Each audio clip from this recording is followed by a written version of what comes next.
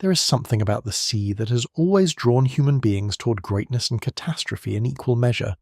It is the oldest highway on Earth, and for as long as people have been building boats, they have been building power.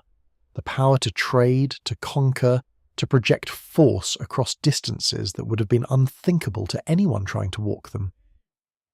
The history of naval dominance is, in many ways, the history of civilization itself, because whoever controlled the water controlled the world. Tonight, we are going to sail through that history together. We are going to follow the rise and fall of the greatest navies ever assembled by human hands and human ambition, from the cedar-scented shipyards of ancient Phoenicia, where sailors first looked at the stars and decided they could use them to navigate the open ocean, all the way to the steel-hulled aircraft carriers of the 20th century, floating cities that could project the power of an entire nation to any coastline on Earth within days. We will pass through the Persian fleet that darkened the horizon at Salamis, through the Greek fire that Byzantine sailors unleashed like liquid fury against their enemies, through the great treasure fleets of Ming Dynasty China, through the creaking galleons of the Spanish Armada, through the teak warships of the British Royal Navy, at the height of an empire so vast that the sun genuinely never set upon it. The question we are asking tonight is deceptively simple, but the answer is not. Which navy, at its absolute peak, was the most powerful fleet in the history of the world? Was it a matter of raw size, the sheer number of hulls a nation could put on the water at one time? Was it technology, the genius of engineers who figured out something that no one else had yet imagined? Was it strategy, the cool brilliance of admirals who could read the wind and the current and the psychology of their enemies all at once? Was it training, the months and years of drilling that turned ordinary men into the kind of sailors who could hold a battle line in a storm?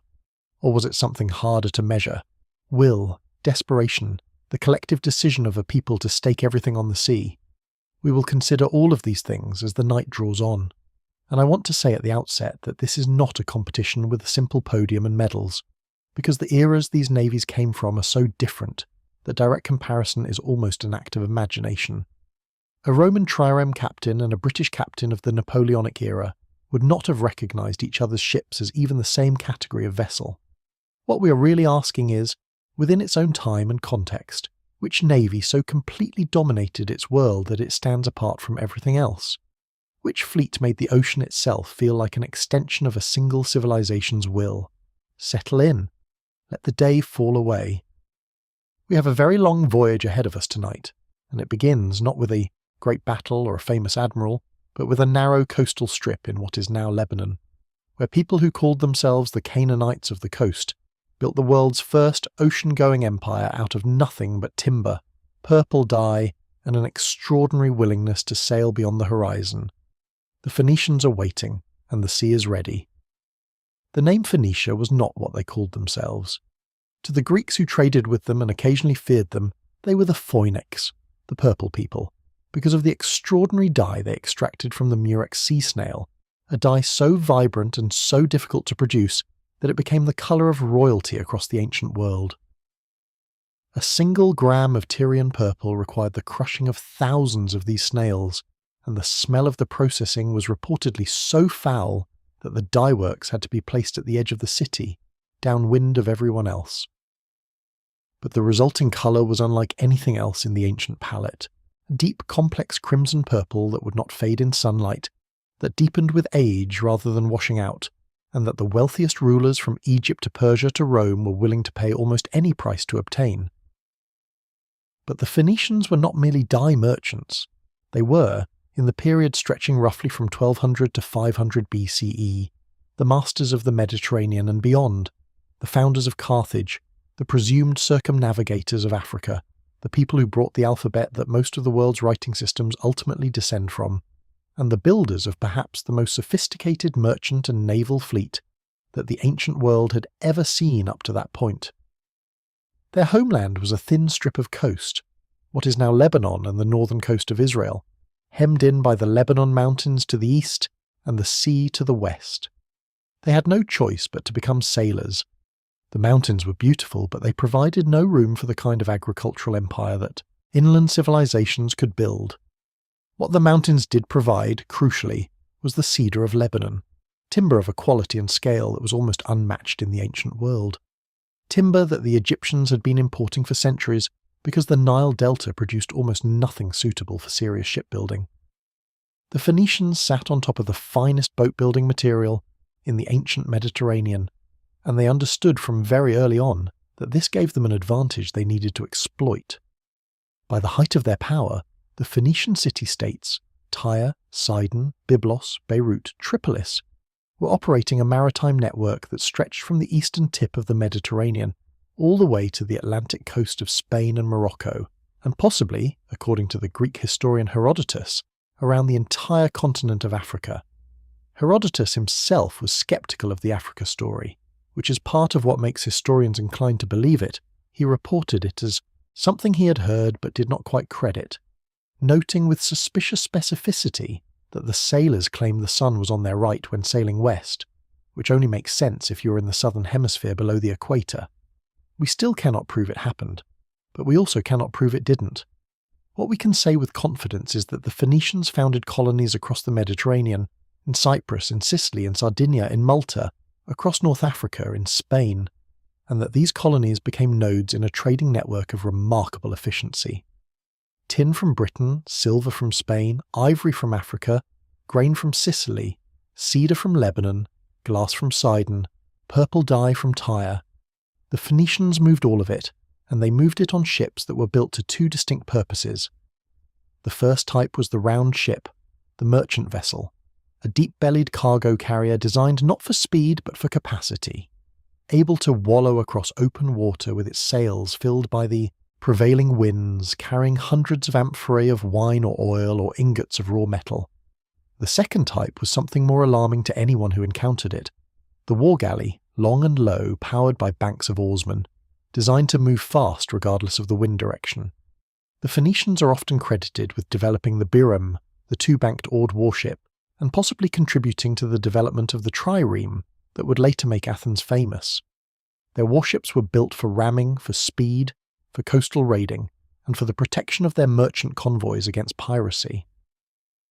The Phoenician navy was never quite a weapon of conquest in the way that later naval powers would weaponize their fleets.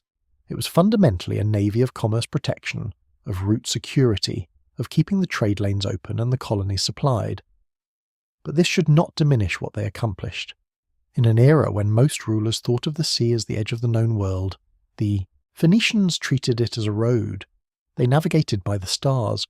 The Phoenicians are credited with being among the first to use Polaris, the North Star, as a reliable navigational reference, which the Greeks called it the Phoenician star for this reason, and they developed charts and piloting knowledge that let them sail routes that other people simply did not attempt. Their greatest legacy, ultimately, was Carthage, the city they founded on the coast of North Africa, probably in the late 9th century BCE, according to a tradition that said it was established by a Phoenician princess named Elissa or Dido, who fled from Tyre after her brother Pygmalion murdered her husband. The story says she bargained with the local people for as much land as could be covered by a single ox hide, and then cut the hide into such fine strips that she enclosed a hilltop large enough for a citadel. Whether or not Dido was real, Carthage was, and it would grow into one of the most formidable naval powers the ancient world ever produced, inheriting and then surpassing the maritime genius of its Phoenician founders. We will come back to Carthage in a little while. The Phoenicians themselves, as a distinct political entity, gradually faded after the Persian conquest of their homeland in the 6th century BCE. The Persians recognized their value immediately and incorporated the Phoenician fleet into their own imperial navy, which meant that the ships and the sailors and the knowledge all survived. They just sailed under a different flag and toward a very different destiny. That destiny came to a head on a narrow stretch of water between the island of Salamis and the Greek mainland, on a September morning in 480 BCE, when the Persian fleet, including many Phoenician vessels and crews, faced the Athenian navy in a battle that would change the course of Western civilization.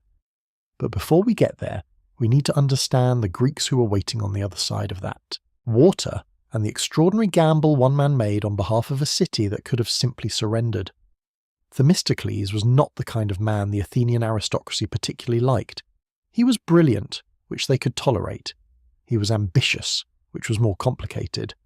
But what really made the old families of Athens uneasy about Themistocles was that he seemed genuinely to believe that the future of the city lay with its poorest citizens, the Thetes, the landless men who had traditionally played almost no role in Athenian military affairs because they could not afford the armour and equipment required to fight as a hoplite.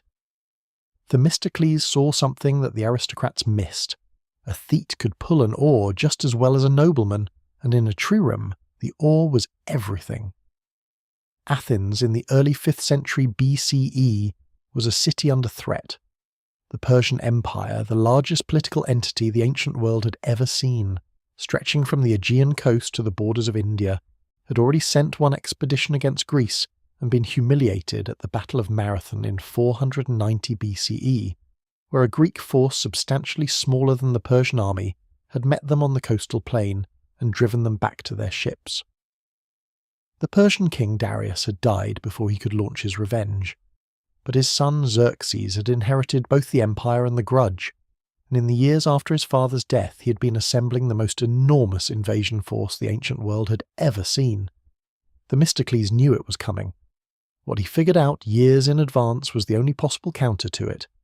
Athens had recently struck a rich vein of silver at its mines at Laurium, and the question before the assembly was what to do with the windfall: distribute it among the citizens as a cash payment, or use it for some public purpose. Themistocles convinced the assembly, against considerable opposition, to use the silver to build ships, 200 triremes specifically, the most advanced warships of the age. The trireme was an extraordinary piece of engineering. About 37 metres long and only 6 metres wide, it carried 170 oarsmen arranged on 3 banks, with the oars of each bank projecting through ports at slightly different angles so that they did not interfere with each other. Fully crewed and provisioned, a trireme weighed about 50 tons and could achieve speeds approaching 12 knots in short bursts, fast enough to ram an enemy ship with lethal force using the bronze ram fitted to its bow, and agile enough to execute the tactical manoeuvres that determined the outcome of naval battles. The crew of 200, 170 rowers, 30 officers, sailors and marines, worked together as a single organism, and the training required to make that organism function under battle conditions was measured in months and years, not days. When Xerxes finally came, in 480 BCE, he came with a force that ancient sources described in numbers so large that modern historians have spent centuries arguing about them.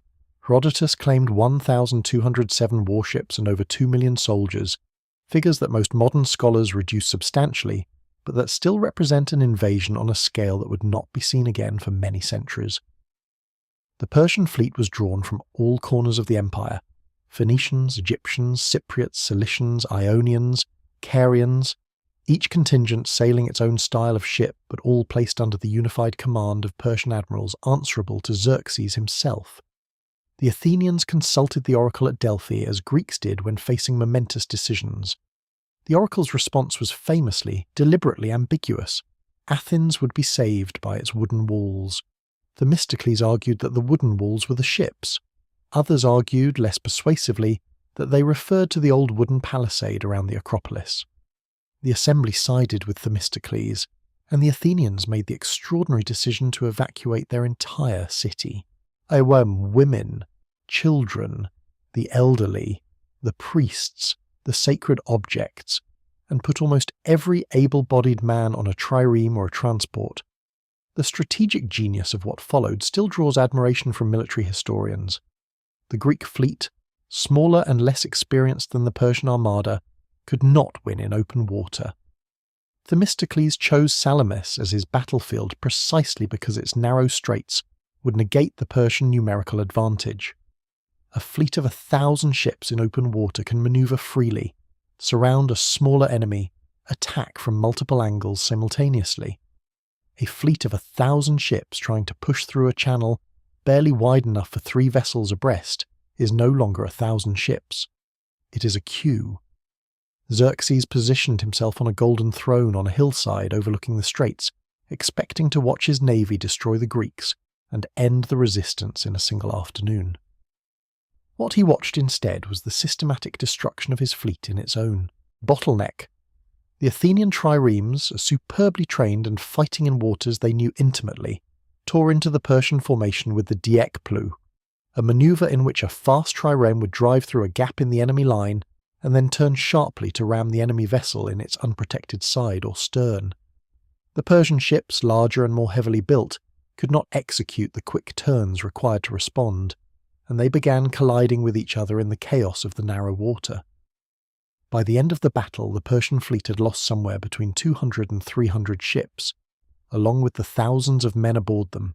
The Greek loss was perhaps 40 vessels. Xerxes, watching from his hillside, reportedly turned to his admiral and wept, and then began planning his retreat. Without naval supremacy, his enormous land army could not be reliably supplied across the Aegean, and the following year, at the Battle of Plataea, the Persian land force was defeated by a Greek army effectively, ending the Persian bid to conquer mainland Greece. Athens emerged from the Persian wars not merely victorious but transformed. The city had proved that its navy was the decisive military instrument of the age, and the men who had rowed the triremes, the thetes, the previously marginalized poor, had saved Greece. This had a profound political consequence. The Athenian democracy deepened, because the argument that political rights should be connected to military service now pointed toward the rowers rather than the hoplites. Naval power and democratic politics became intertwined in Athens in a way that made each reinforce the other. The Athenian navy at its absolute peak, in the decades after Salamis, when Athens led the Delian League and effectively controlled the Aegean, numbered around 300 triremes. It was not the largest fleet in the ancient world. Persia could put more hulls in the water, but it was the most expertly crewed, the most tactically sophisticated, and it operated in waters that its sailors knew better than anyone else on earth. For roughly 50 years, from the battles of Salamis and Mycale in 480 to 479 BCE, to the beginning of the Peloponnesian War in 431 BCE, the Athenian navy was the dominant force in the eastern Mediterranean, and the city it served became the richest and most culturally productive in the ancient world. The Parthenon was built on the tribute money that flowed in from Aegean city-states who paid Athens for the protection of its fleet. The philosophy of Socrates, the plays of Sophocles, the histories of Thucydides, all of this was fertilized in part by the wealth that naval dominance generated. The wooden walls of Athens were not a metaphor for safety. They were the engine of an entire civilization's golden age, and yet the navy that Themistocles built could not survive the empire it created. Athens overreached, sent its fleet to Sicily in 415 BCE in the most catastrophic military expedition of the ancient world, and lost it. Ships, men, everything. The city never fully recovered its naval supremacy, but the template it established, the idea that a democracy could be a naval superpower, that sea power could fund culture and culture could sustain sea power, that template would echo forward through history for more than 2,000 years. It is easy, given the way history has been written, to think of the Persian Empire primarily as a land power, a vast continental empire of satraps and tribute, of cavalry and immortals and roads stretching from the Aegean to the Hindu Kush. And it was all of those things. But the Persians were also, at certain moments in their history, genuinely formidable naval powers, and understanding their naval capacity is essential to understanding both why Salamis was such a consequential battle and why the loss there did not ultimately destroy the empire. The Achaemenid Persian Empire at its height under Darius and Xerxes was the largest political entity the world had yet seen. It stretched from Egypt and Libya in the west to the Indus Valley in the east, encompassing dozens of distinct peoples, languages and traditions. One of its great organizational achievements was the ability to draw military resources from all of these populations simultaneously, which meant that when Xerxes assembled his invasion fleet, he was not building ships from scratch. He was requisitioning vessels and crews from the maritime peoples he had already conquered. The Phoenicians of Sidon and Tyre contributed the best warships and the most experienced sailors. Their triremes were considered the finest in the Persian fleet, and their officers were respected even by Persian commanders who held the Phoenicians' merchant-class origins in gentle contempt. Egypt contributed a contingent of heavy ships built differently from the Greek or Phoenician style, broader and deeper, better suited to the conditions of the Nile Delta than the Aegean. Cyprus sent a fleet, Cilicia, Caria, and Ionia, Greek-speaking peoples who had been absorbed into the empire, contributed vessels that were essentially the same design as the Athenian triremes they would face at Salamis, crewed by men who in other circumstances would have called themselves Greeks. This was the paradox at the heart of Persian naval power. It was enormous in aggregate but fundamentally composite in character. There was no single Persian shipbuilding tradition, no Persian equivalent of the Athenian trireme school at Piraeus, where generations of sailors trained in the same techniques, on the same type of vessel. The Persians were assemblers of other people's naval power, and this gave their fleet both its impressive size and its fundamental fragility. When the Phoenician contingent at Salamis was badly handled, they blamed the Ionian Greeks for failing to support them. When Ionians performed poorly, they suspected the Phoenicians of treachery. There was no cohesion, no shared doctrine, no common naval culture. After Salamis, the Persians did not simply abandon their naval ambitions. They continued to project naval power in the eastern Aegean for decades, and they eventually found a way to deploy it more effectively, not by reforming their fleet doctrine, but by using their enormous wealth to hire Greek mercenaries, including experienced Athenian sailors, to fight for them. The Persian treasury effectively purchased Greek naval expertise, and this alliance of Persian money and Greek seamanship allowed the empire to remain a significant naval force for another century. The most striking expression of Persian naval ambition was Xerxes' bridge of boats across the Hellespont, the narrow strait between Europe and Asia that is now the Dardanelles. To get his enormous army from Asia to Europe, Xerxes ordered his engineers to construct a pontoon bridge, 674 ships, lashed together with cables made from flax and papyrus, with a roadway of planks and earth laid across them, so that his cavalry and infantry and supply wagons could march across the sea as if it were solid ground. When a storm destroyed the first attempt, Xerxes reportedly had the sea flogged 300 times with whips as a punishment for its insubordination, and threw chains into it to symbolize his mastery over it. The image is simultaneously grandiose and slightly comic, but it captures something real about the Persian approach to the sea. It was an obstacle to be dominated, a logistical problem to be engineered away, rather than a domain to be inhabited and mastered on its own terms. The contrast with the Athenians, who thought of the sea as home, who rode their triremes as naturally as other people walked, is not merely cultural, it was strategic, and it helps explain why Salamis went the way it did even though the numbers so heavily favoured the Persians. The Persian Empire would continue for another century and a half after Salamis, eventually falling not to a Greek democracy, but to a Macedonian king named Alexander, whose approach to naval power was characteristically brilliant and characteristically unconventional. Alexander's solution to Persian naval dominance was to capture the ports, rather than build ships. He marched down the coast of the eastern Mediterranean taking one Phoenician, city after another, reasoning correctly that a fleet without harbours, without supply, without the cities that funded and crewed it, would simply cease to be a threat. It was a land general's solution to a naval problem, and it worked perfectly, which perhaps tells us something about the limits of what even the greatest Persian fleet could ultimately accomplish. Imagine, if you can, a city without a king. The ancient Mediterranean world was almost entirely governed by monarchs of one kind or another, pharaohs, emperors, tyrants, warlords who claimed divine sanction for their authority.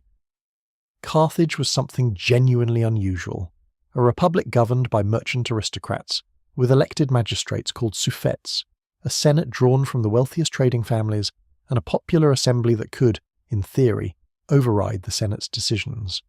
It was not a democracy in the Athenian sense. The poor had little real power, and elections were heavily influenced by wealth, but it was a remarkably sophisticated system of government for a city of its era, and it produced a distinctive relationship to military power that shaped everything about Carthaginian strategy. The Carthaginians were not at heart a warrior people, they were merchants.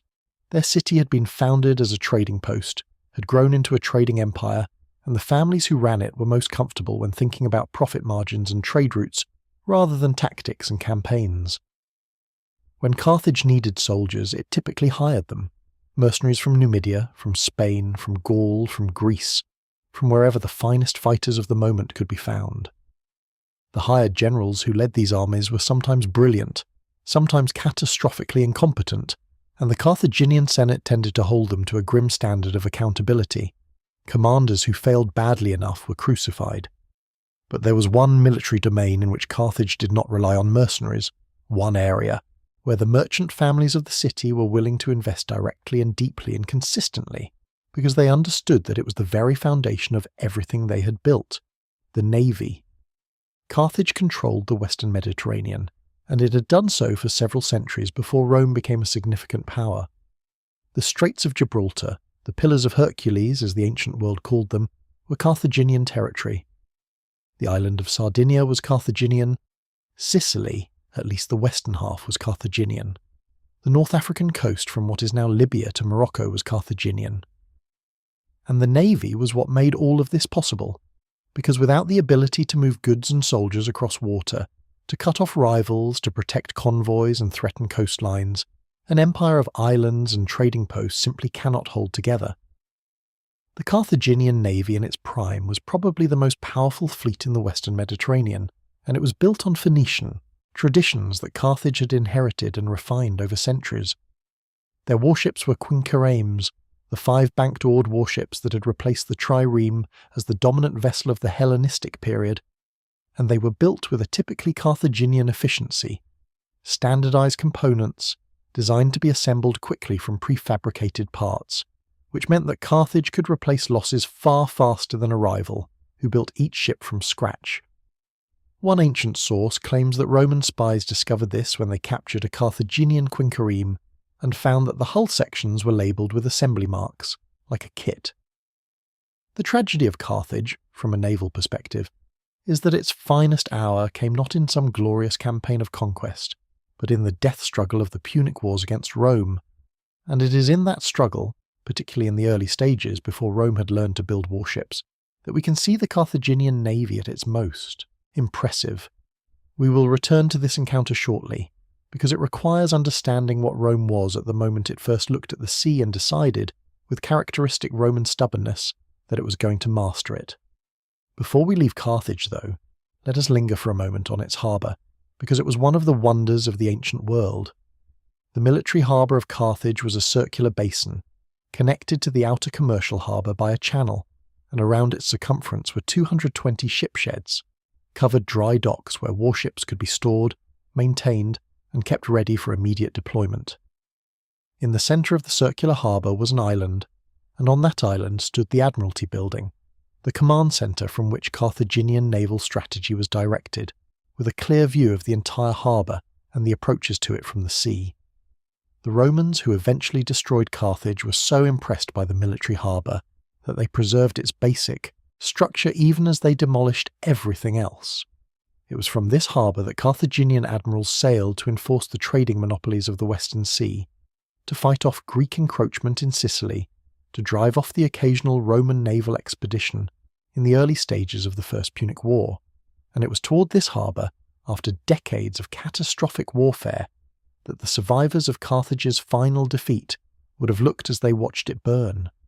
Rome had no business being a naval power. For the first 5 centuries of the Republic's existence, the Romans were a land people, farmers who became soldiers, soldiers who became conquerors, but always on solid ground, always in the context of the Italian peninsula, where you could march armies and dig earthworks and do all the things that Romans were extraordinarily good at doing. When they finally encountered Carthage in 264 BCE, Rome was the dominant power in the Italian peninsula, and Carthage was the dominant power in the Western Mediterranean, and the war that resulted from their collision in Sicily forced Rome to do something it had never really done before. It had to build a fleet. The story that ancient historians tell, and which modern scholars find credible in its broad outline even if not in every detail, is remarkable. Rome captured a Carthaginian quinquereme that had been wrecked on the Italian coast and used it as a model to build copies. While the copies were being constructed, 100 quinqueremes in 60 days, according to the most aggressive ancient accounts, though probably a somewhat longer timeline in reality. The crews were trained on wooden mock-ups set up on dry land, learning the rhythm of the oar stroke without ever touching water, because there was not time to teach them properly at sea. This sounds like a recipe for disaster, and in the early stages it was. The first Roman fleet was handled with all the uncertainty you would expect from sailors who had learned to row on land, and they suffered some early defeats that would have discouraged a less determined people. But the Romans responded to the problem of inexperience with Roman ingenuity. They invented the corvus. The corvus, the raven, was a boarding bridge mounted on a pole at the bow of a Roman warship, with a heavy spike on its underside. When a Roman ship came alongside an enemy, the corvus would be dropped, the spike would drive into the enemy deck, and suddenly the Carthaginian sailors found themselves not in a naval battle, but in something that looked uncomfortably like a Roman land battle, with Roman marines pouring across the bridge and fighting with the disciplined formation tactics that they had been refining for generations. The sea battle had been converted into a boarding action, and in boarding actions the Carthaginians had no answer for the Roman legionary. At the Battle of Mylae in 260 BCE, the first significant engagement between the new Roman fleet and the Carthaginian navy, Rome won decisively. The consul Gaius Duilius captured or sank 50 Carthaginian ships and took 7,000 prisoners. It was the first significant Roman naval victory in history, and the Romans commemorated it with a monument in the Forum, a column decorated with the bronze rams taken from captured Carthaginian ships, the columna rostrata, fragments of which still exist. The First Punic War dragged on for 23 years, and in that time the Roman navy suffered some of the most catastrophic losses in ancient naval history, not usually at the hands of the Carthaginians, but at the hands of the Mediterranean weather, which they had not yet learned to respect. In 255 BCE, a Roman fleet of 350 ships was caught by a storm off the coast of Sicily, and lost approximately 270 ships in a single night, along with an estimated 100,000 men. One of the largest single disasters in Roman military history, and one of the most destructive maritime catastrophes of the ancient world. 3 years later, another storm destroyed another 150 Roman ships. What is extraordinary is that Rome kept building. Every time a fleet was destroyed, the Senate voted funds to build another one. The Italian cities contributed money and timber and skilled labour. The moral of the Roman response to naval disaster was not despair, but production. If you cannot win through skill, win through numbers, through an industrial capacity to replace losses faster than the enemy can inflict them. It was the Roman answer to every military problem: absorb the blow, keep building, keep fighting. By the end of the First Punic War, in 241 BCE, Rome had built and lost several complete fleets, and still managed to win, finally at the Battle of the Agadi Islands, where a newly built Roman fleet intercepted the Carthaginian convoy, bringing supplies and reinforcements to Sicily, and destroyed it so completely that Carthage had no choice but to sue for peace. The peace terms stripped Carthage of Sicily, which became Rome's first overseas province, and imposed an enormous indemnity that crippled the Carthaginian treasury for years. The Second Punic War, which brought Hannibal Barca and his elephants across the Alps, is usually discussed entirely in terms of land battles, Cannae, Trebia, Trasimene, and it was indeed primarily a land war. But Roman naval supremacy in the Western Mediterranean during those years was a crucial strategic factor, because it meant that Carthage could not reinforce Hannibal reliably, could not send him the siege equipment he needed to attack Rome's walled cities, could not use the sea to project power on the Italian coast. Hannibal marched brilliantly through Italy for 15 years, winning every land battle, and ultimately achieved nothing, in part because the sea belonged to Rome. The Roman navy at the height of the Republic was not necessarily the most sophisticated fleet in the world. The Greeks and the Hellenistic kingdoms of the East could match or exceed Roman seamanship in open water tactics. But it was, in combination with Roman land power and Roman organisational genius, more than sufficient for the purposes Rome required of it. And in the period of the Empire, as Rome brought the entire Mediterranean basin under a single political authority, the Roman navy transformed from a war-fighting instrument into something even more significant: the guardian of a peace. The Romans called the Mediterranean Mare Nostrum our sea, and for the better part of 4 centuries, from the establishment of the Principate under Augustus in 27 BCE to the slow fragmentation of imperial authority in the 3rd and 4th centuries CE, that possessive pronoun was essentially accurate. The entire Mediterranean basin, every coastline, every island, every port from the Atlantic coast of Morocco to the eastern shore of the Black Sea, was under the authority of Rome, and the fleet that patrolled it was not primarily a fighting force. It was a police force, a coast guard, a logistics network, and a symbol of power all at once.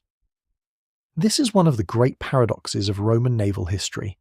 The navy achieved its greatest strategic importance precisely when it had almost no enemies to fight.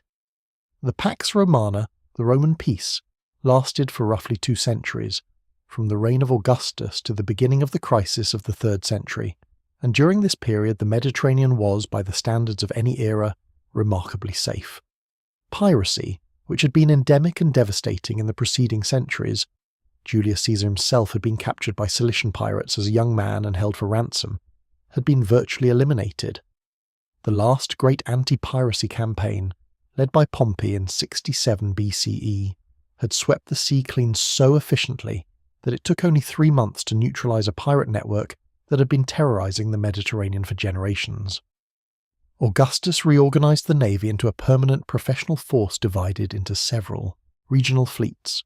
The 2 most important were the Classis Missinensis, based at Misenum on the Bay of Naples, and the Classis Ravennates, based at Ravenna on the Adriatic.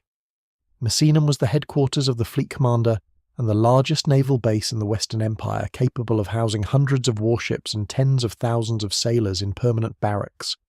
The bay itself was modified. A channel was cut through the promontory to allow access from the Tyrrhenian Sea, and the harbour facilities were among the most sophisticated in the ancient world. The sailors of the imperial navy occupied a peculiar position in Roman social hierarchy. They were not slaves, but they were not quite citizens either. Most recruits were peregrini, free men from the empire's non-citizen populations, drawn heavily from the maritime provinces of the East — Egypt, Syria, Greece, Asia Minor. A sailor who completed his 26-year service received Roman citizenship, which was a significant reward in an era when citizenship carried legal privileges and social status that non-citizens lacked.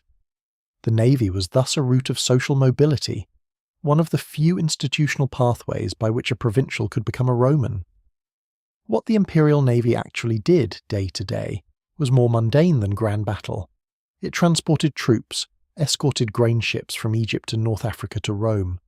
The capital depended on imported grain, and the fleet that carried it was as vital as any legion, suppressed the occasional pirate band or coastal raider, carried the post and official dispatches around the empire, and served as a floating reserve of trained manpower that could be deployed for whatever emergency arose. The sailors of Misenum also operated the enormous awning that shaded the audience in the Colosseum. The velarium, stretched by ropes across the vast opening of the amphitheatre, required the skill of sailors who understood rigging to manage efficiently. The most revealing demonstration of what the Roman navy could accomplish is also one of the saddest stories in Roman history. When Mount Vesuvius erupted in August of 79 CE, covering Pompeii and Herculaneum under ash and pyroclastic material, the commander of the Misenum fleet was a man named Gaius Plinius Secundus. Pliny the Elder, the naturalist and author of the encyclopedic Natural History. Watching the eruption from the fleet headquarters, Pliny first sent a small boat to investigate.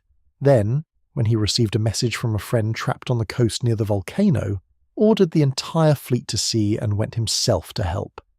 He evacuated thousands of people from the coastal towns being overwhelmed by the eruption, sailing repeatedly back toward the growing disaster to pick up more refugees, staying overnight with a family in the town of Stabiae, and dying there the next morning, probably from the poisonous gases that preceded the final pyroclastic surge. His nephew, Pliny the Younger, watched the whole thing from the fleet headquarters, and later wrote the only eyewitness account of the eruption that has survived the modern era. The story of the elder Pliny's death is simultaneously a tragedy and a demonstration. The Roman navy could mobilize within hours, move hundreds of vessels in a coordinated relief operation, and evacuate a coastline in crisis, all without any military enemy to fight. That kind of organizational capability, refined over generations of peace, was itself a form of power. The decline of the Roman naval dominance, when it came, was gradual rather than sudden.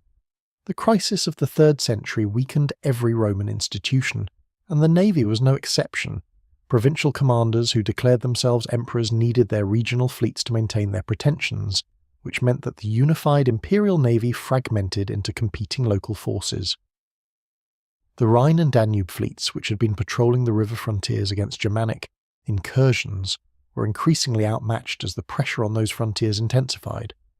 By the time the Western Empire finally collapsed in 476 CE, the navy had long since ceased to be the dominant force in the Mediterranean, but its successors were already taking shape, and the most direct heir to the Roman naval tradition, the civilization that preserved Roman law, Roman administration, and Roman military techniques while the West fell into fragments, had a surprise weapon that would keep it dominant for centuries. It was the empire that called itself Roman, but history calls Byzantine, and its secret was fire. The formula was never written down, or if it was, the document has never been found, which amounts to the same thing, across 15 centuries of searching. What we know about Greek fire we know from descriptions of its effects, from accounts written by people who witnessed it being used, and were too terrified to do anything but record their terror, and from the fragments of analysis that medieval scholars attempted when they knew the weapon existed but had lost the knowledge of how to make it. It was the most closely guarded state secret in Byzantine history, and the Byzantines kept it for centuries. Here is what Greek fire did. It burned on water. Not just in the presence of water, not merely water resistant the way pitch or naphtha is. It actively burned on the surface of the sea, spreading across the water around a burning ship, making escape by jumping into the ocean not merely dangerous but fatal. It also, according to some sources, could not be extinguished by water, and was only suppressible by sand, urine, or vinegar. When sprayed by the bronze tubes mounted on Byzantine warships, the siphons as they were called, it produced a continuous jet of liquid flame that engulfed everything it touched. The sound it made was reportedly like thunder, and the sight of it was compared to a dragon breathing fire across the sea. The Byzantines also had hand grenades loaded with Greek fire, ceramic pots that shattered on impact and spread the burning liquid, and later developed versions that could be launched from catapults. The formula was considered so sensitive that it was passed on only within a single family, the Callinicos family according to tradition, and the emperor could supposedly order the execution of any sailor who revealed even partial information about its composition to a foreigner. Modern chemists have proposed various reconstructions: distilled petroleum mixed with quicklime and various thickeners, a naphtha-based compound with pine, resin, something similar to napalm but prepared through ancient distillation processes. The most convincing theories involve natural petroleum from the oil seeps of the Black Sea region, a product that the Byzantine world had access to, and that other contemporary civilizations generally did not. The specific genius of whoever invented it, a Syrian engineer named Callinicos of Heliopolis, according to one tradition, working in Constantinople in the 600s and 70s CE, was probably in the delivery system as much as the compound itself. The pressurized siphon that could project a stream of burning material at a target, rather than simply setting fire to something stationary. Greek fire first appears in history in 674 CE, when the Arab Umayyad Caliphate launched the first great Arab naval assault on Constantinople. The Umayyad fleet was enormous, well-disciplined, and commanded by experienced sailors from the eastern Mediterranean. It had already conquered Egypt, Syria, and North Africa, territories that had once been the most prosperous provinces of the old Roman Empire, and its leaders fully intended to take Constantinople, the greatest city in the Christian world, and add it to the Islamic Empire that was reshaping the map of the known world with extraordinary speed. The Arab fleet blockaded Constantinople for 4 years. 4 years of attempted assault, of trying to break through the chain that stretched across the Golden Horn, of trying to force a landing on the walls of a city that had been fortified for centuries and was manned by some of the most experienced defensive fighters in the world. And 4 years of meeting the Byzantine fire ships, the vessels that came out of the harbour not to fight in the conventional sense but to spray liquid fire across the Arab fleet, turning wooden warships into pyres so quickly that their crews had no time to escape, burning holes in the Umayyad naval ambition that could not be patched by any craftsman in any shipyard. The Arab siege failed completely. The fleet withdrew in 678 CE, ravaged also by storms on the return voyage, and the Umayyad advance into Europe was checked, at least for a generation. Constantinople would not fall to a Muslim army for another 8 centuries, and the weapon that protected it in that crucial early period was fire. The Byzantine navy in its prime was a compact, professional, technologically sophisticated force. Never the largest fleet in the Mediterranean in terms of raw numbers, but consistently among the most effective because of the quality of its vessels, the training of its crews, and the possession of weapons that its enemies could not replicate. The droman, the Byzantine warship of the Middle Period, a 2-banked galley designed specifically for the conditions of the eastern Mediterranean, was built for speed and for the deployment of incendiary weapons, with the bronze fire siphon mounted in the bow as its primary armament and marines to fight off boarders, as its secondary. The Byzantine navy's most impressive sustained performance came in the 10th century, under emperors like Nikephoros Phokas and John Tzimiskes, when the empire went back on the strategic offensive in the eastern Mediterranean, reconquering Crete in 961 CE after a long period of Arab occupation, retaking Cyprus, and projecting Byzantine naval power as far as the Syrian coast.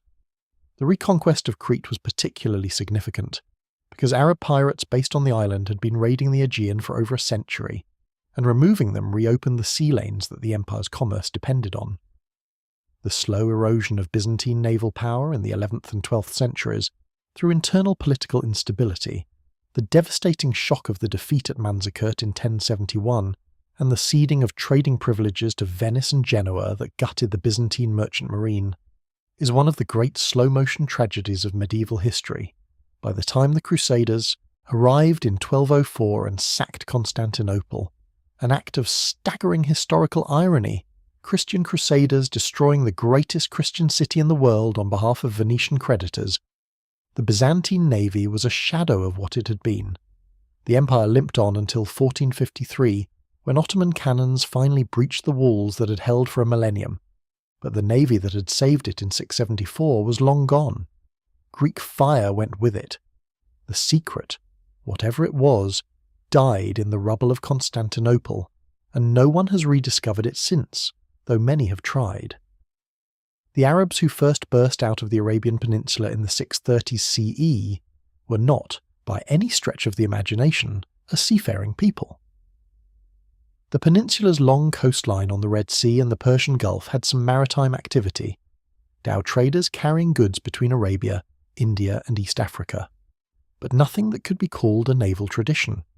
The great early Arab commanders, men like Khalid ibn al-Walid and Amr ibn al-As, were cavalry generals, masters of desert warfare and fast-moving land campaigns. When the early Islamic armies first reached the Mediterranean coast, the sea was an alien environment that their entire military culture had not prepared them for. And yet, within a single generation, the Arab world had become a serious Mediterranean naval power. This is one of the most rapid and remarkable military transformations in history, and understanding how it happened tells us something important about the nature of naval power in the medieval world. The key was the Levant. When the Arab armies conquered Syria and Palestine in the 630s and 640s CE, they inherited not just land and cities but populations with centuries of maritime experience. The Phoenician and Syrian coastal cities whose shipbuilding and sailing traditions went back to antiquity. When they conquered Egypt in 641 CE, they gained access to the Nile Delta's boat-building resources and the seafaring people of Alexandria, one of the greatest ports in the ancient world, and when they conquered North Africa, they added Berber sailors and Carthaginian tradition maritime knowledge to their growing fleet. The first Arab naval commander of note was Muawiyah ibn Abi Sufyan, the governor of Syria, who organised the construction of a proper war fleet in the late 640s, and launched the first Arab naval offensive against Cyprus in 648 CE. The success of this raid, which resulted in the island paying tribute to the caliphate, encouraged further investment, and by the time of the first Arab assault on Constantinople in 674, the Umayyad navy was a significant force, capable of sustaining a multi-year blockade operation far from its home bases. The Arab naval empire at its peak in the 8th and 9th centuries controlled the southern and eastern Mediterranean from Spain to the Levant. Arab pirates, or corsairs depending on your perspective, based in Crete, Sicily, Sardinia, and the Balearic Islands, raided the coasts of Italy, France, and Spain with considerable success, and the Arab merchant fleet conducted trade across an ocean that stretched from the Atlantic coast of Morocco to the ports of India and China, connected by a network of dhow routes that would remain the primary commercial arteries of the Indian Ocean for 1,000 years. The dhow itself deserves a moment's description, because it was one of the most elegant and effective sailing vessels ever designed for a specific set of conditions. Built without nails, the planks were sewn together with coconut fibre cords, a technique that sounds fragile but was actually remarkably resilient.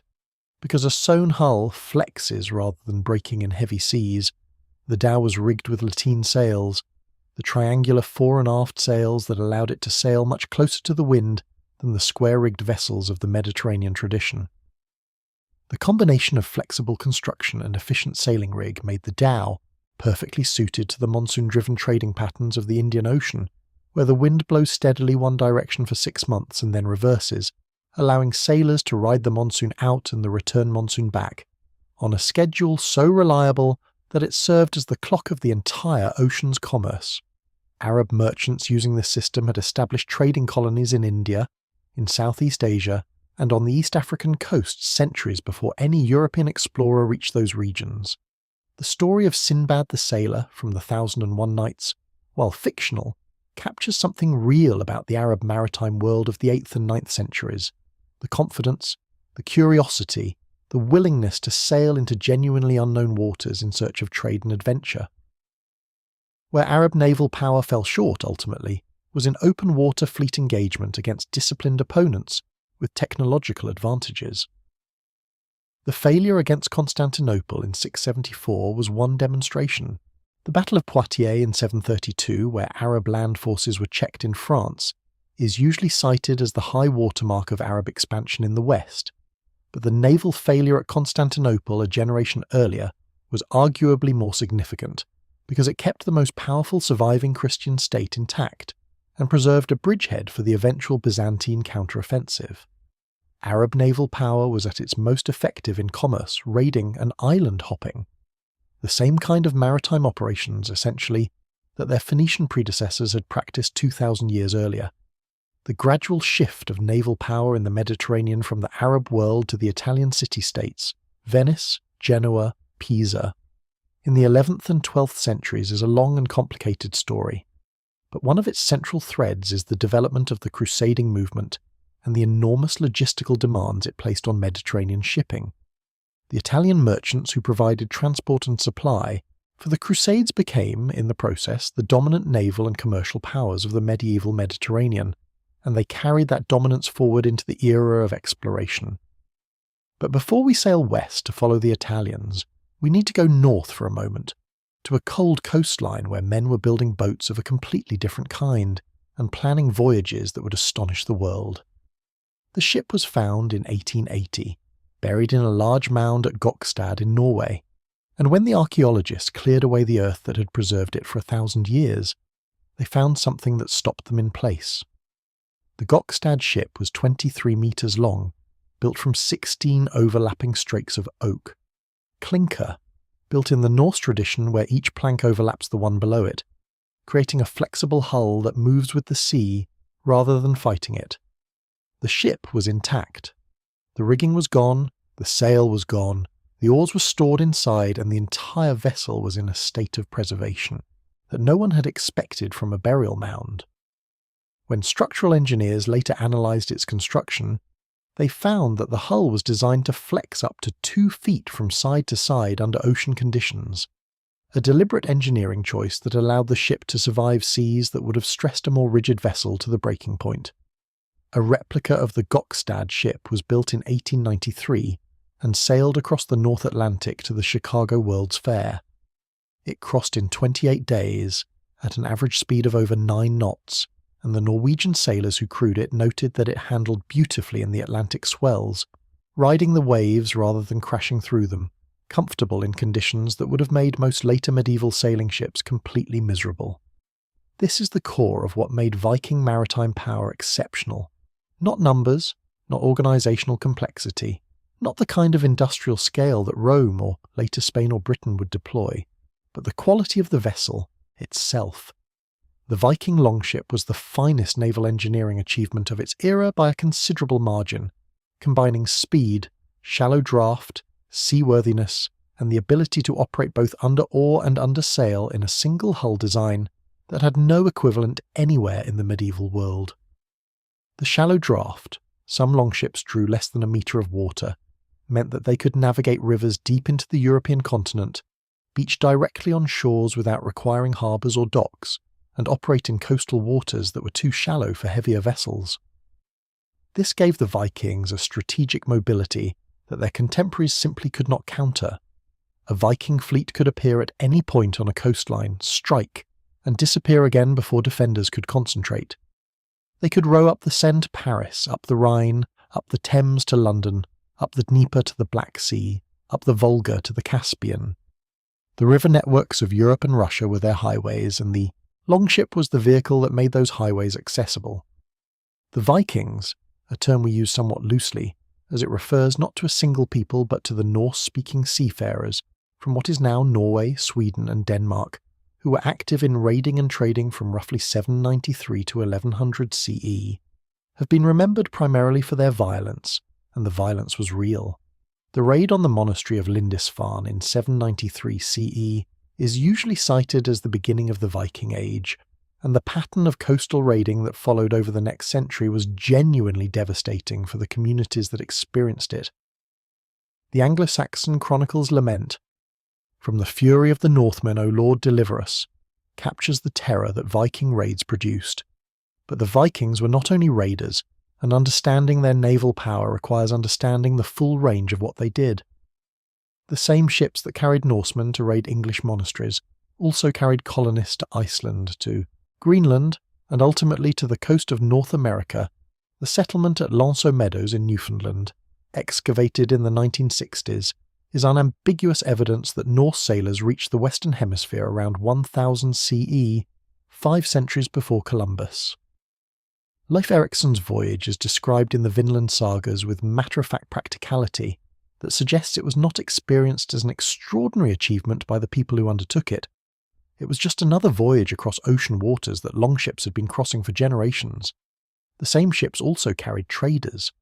The Varangians, Norse traders and mercenaries who penetrated deep into Russia, trading amber, furs and slaves for silver and silk from the Arab world, established the trading routes that would eventually coalesce into the city-states of Novgorod and Kiev.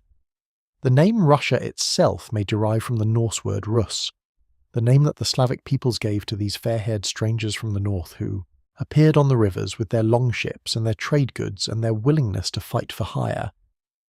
The Normans, Northmen, the descendants of Viking settlers in what is now Normandy, conquered England in 1066, conquered much of southern Italy and Sicily in the same century, launched some of the Crusades, and eventually established kingdoms from Scotland to the Holy Land. The story of Norman expansion is not primarily a naval story, but it could not have happened without the maritime tradition that the Vikings brought with them to Normandy, and the ships that carried William the Conqueror's army across the English Channel in 1066 were the direct descendants of the longship tradition. What Viking naval power was not was sustainable in the context of a large-scale fleet engagements against organised state militaries with abundant resources.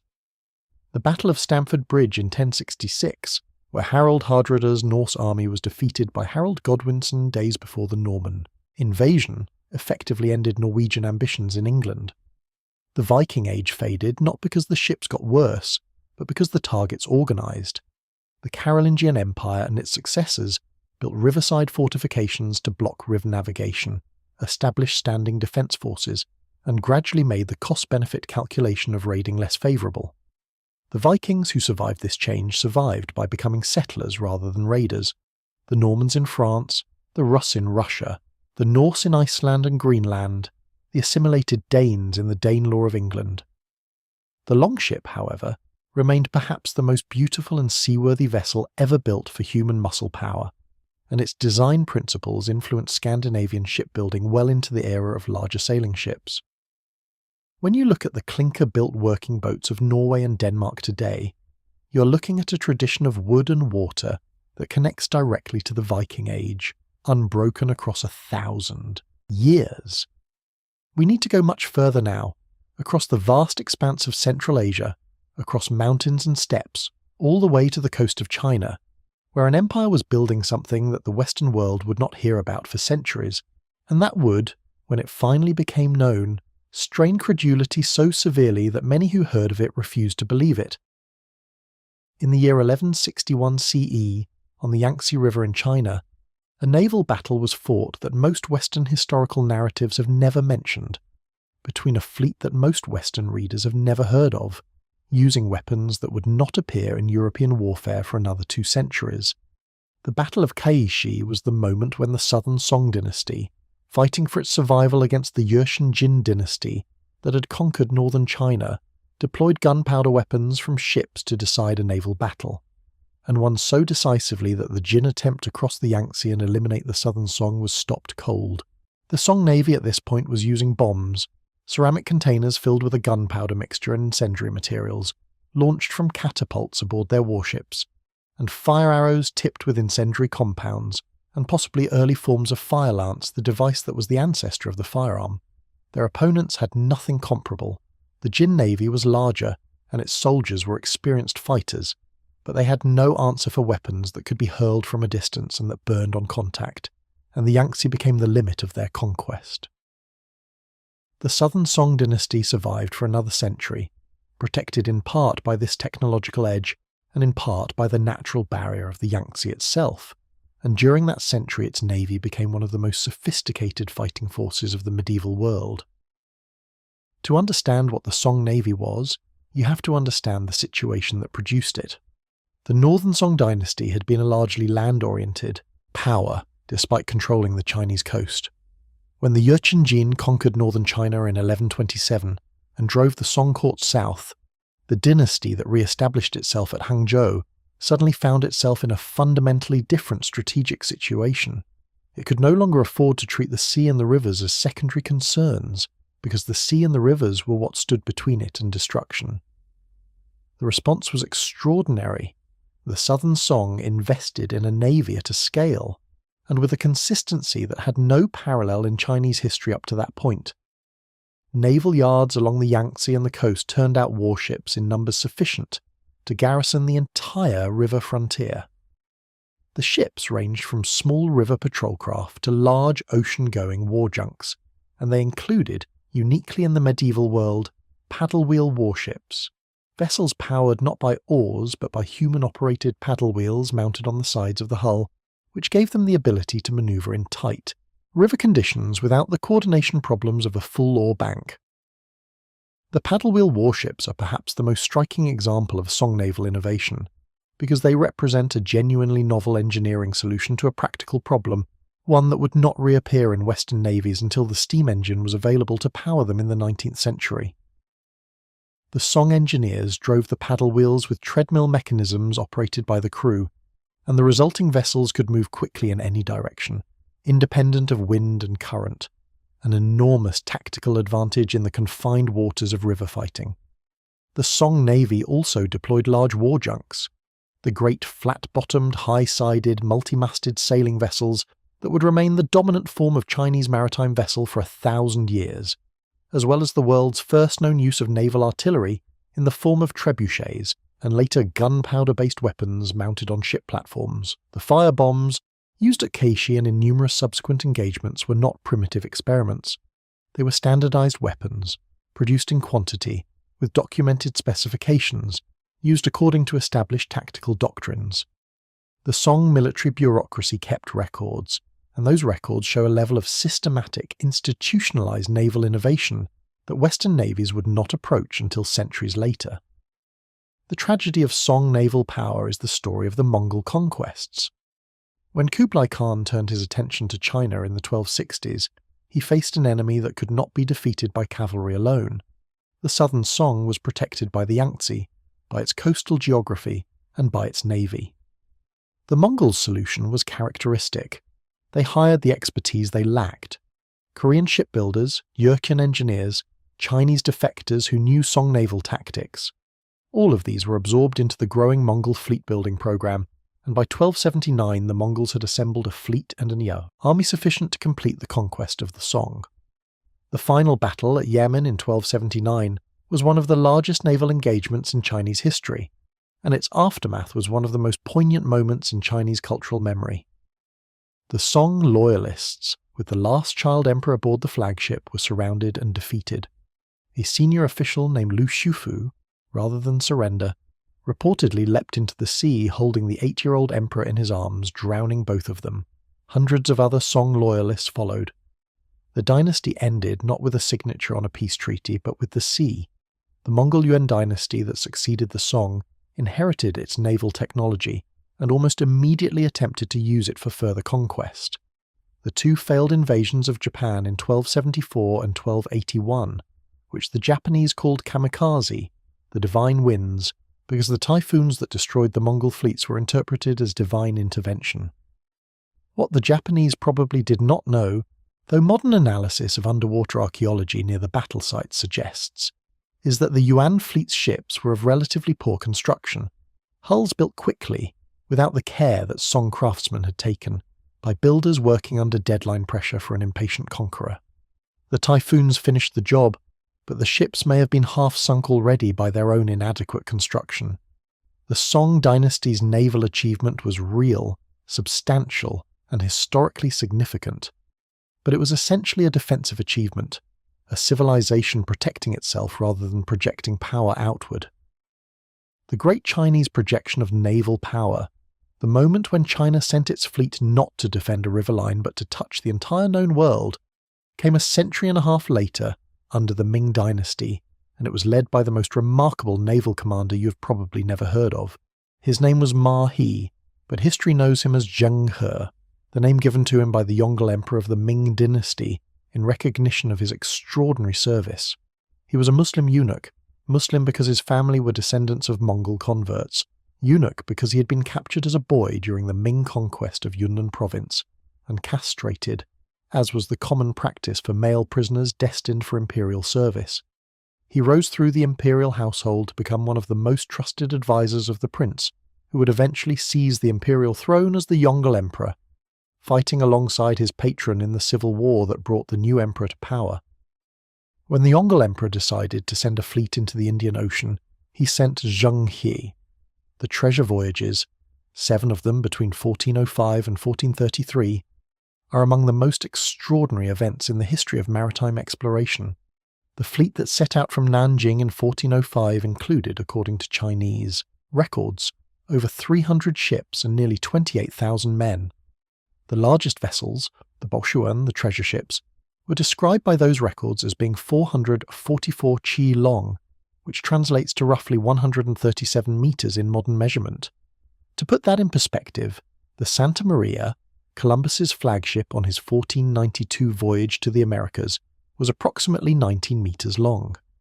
The treasure ships, if the Chinese records are even approximately accurate, were 7 times longer than the Santa Maria, displacing perhaps 20,000 to 30,000 tons of water, crewed by hundreds of men each, and representing a level of shipbuilding ambition that would not be equalled in the West for centuries. There is reasonable scholarly debate about the exact dimensions of the treasure ships.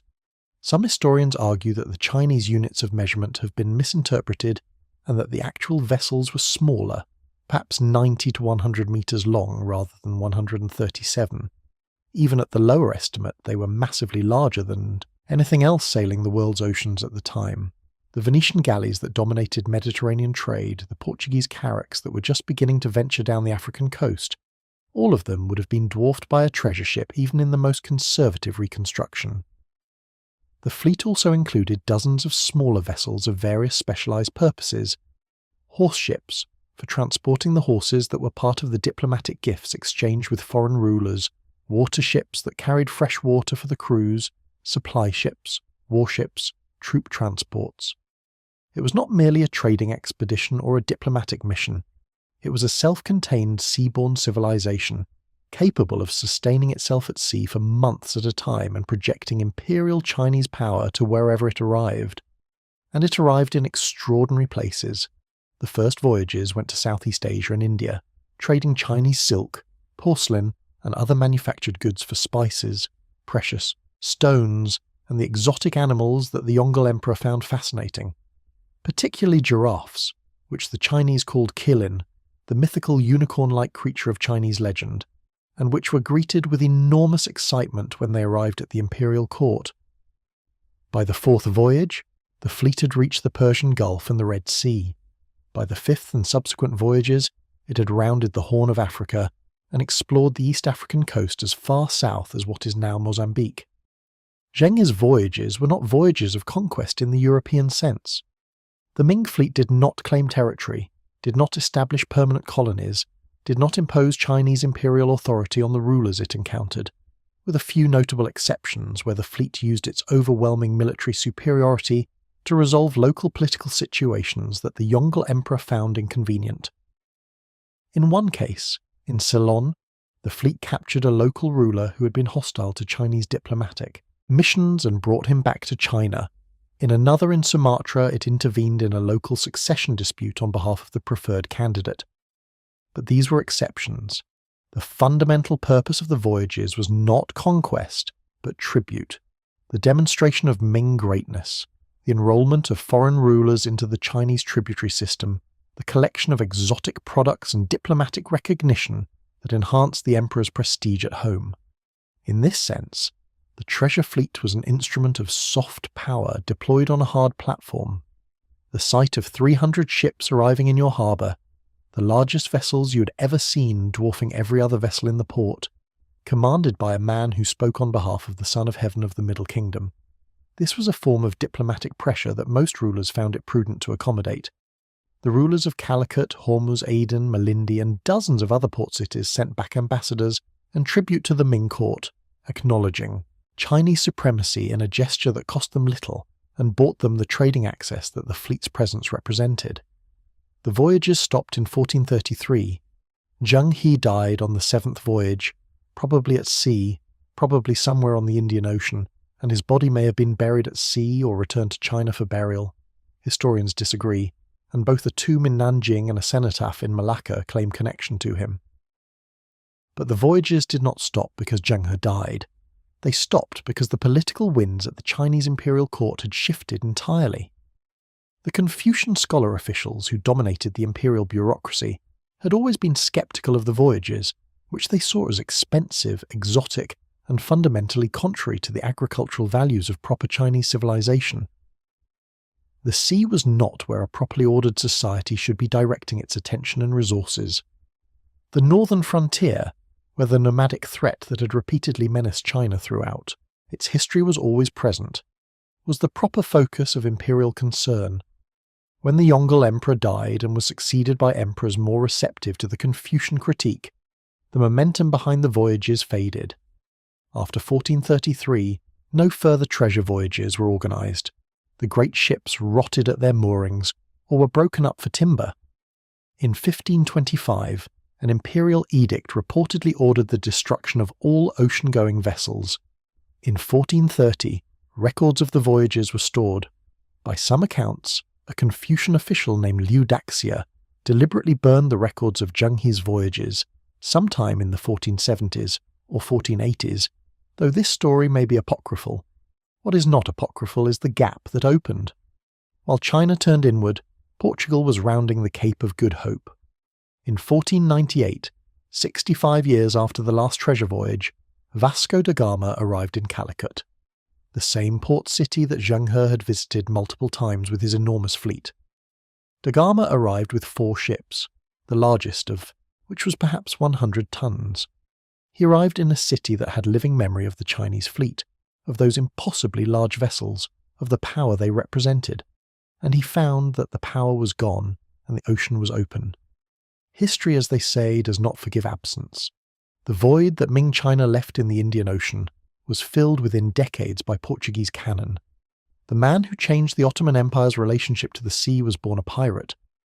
Khizr Hayreddin Barbarossa, Red Beard, was the son of a Turkish cavalryman and a Greek woman, raised on the island of Lesbos, and he spent his early career raiding the shipping lanes of the Mediterranean with his brother Aruj, in the way that ambitious young men of the 16th century Mediterranean often did, when the line between privateer, corsair and pirate was more a matter of whose flag you happened to be sailing under than any meaningful ethical distinction. The transformation of Khizr from pirate to admiral is one of the great careers in naval history. He offered his service and his fleet to the Ottoman Sultan Suleiman the Magnificent in the 1530s, was appointed Capudan Pasha, Grand Admiral of the Ottoman fleet, and proceeded over the next 2 decades to reshape the entire strategic situation in the Mediterranean.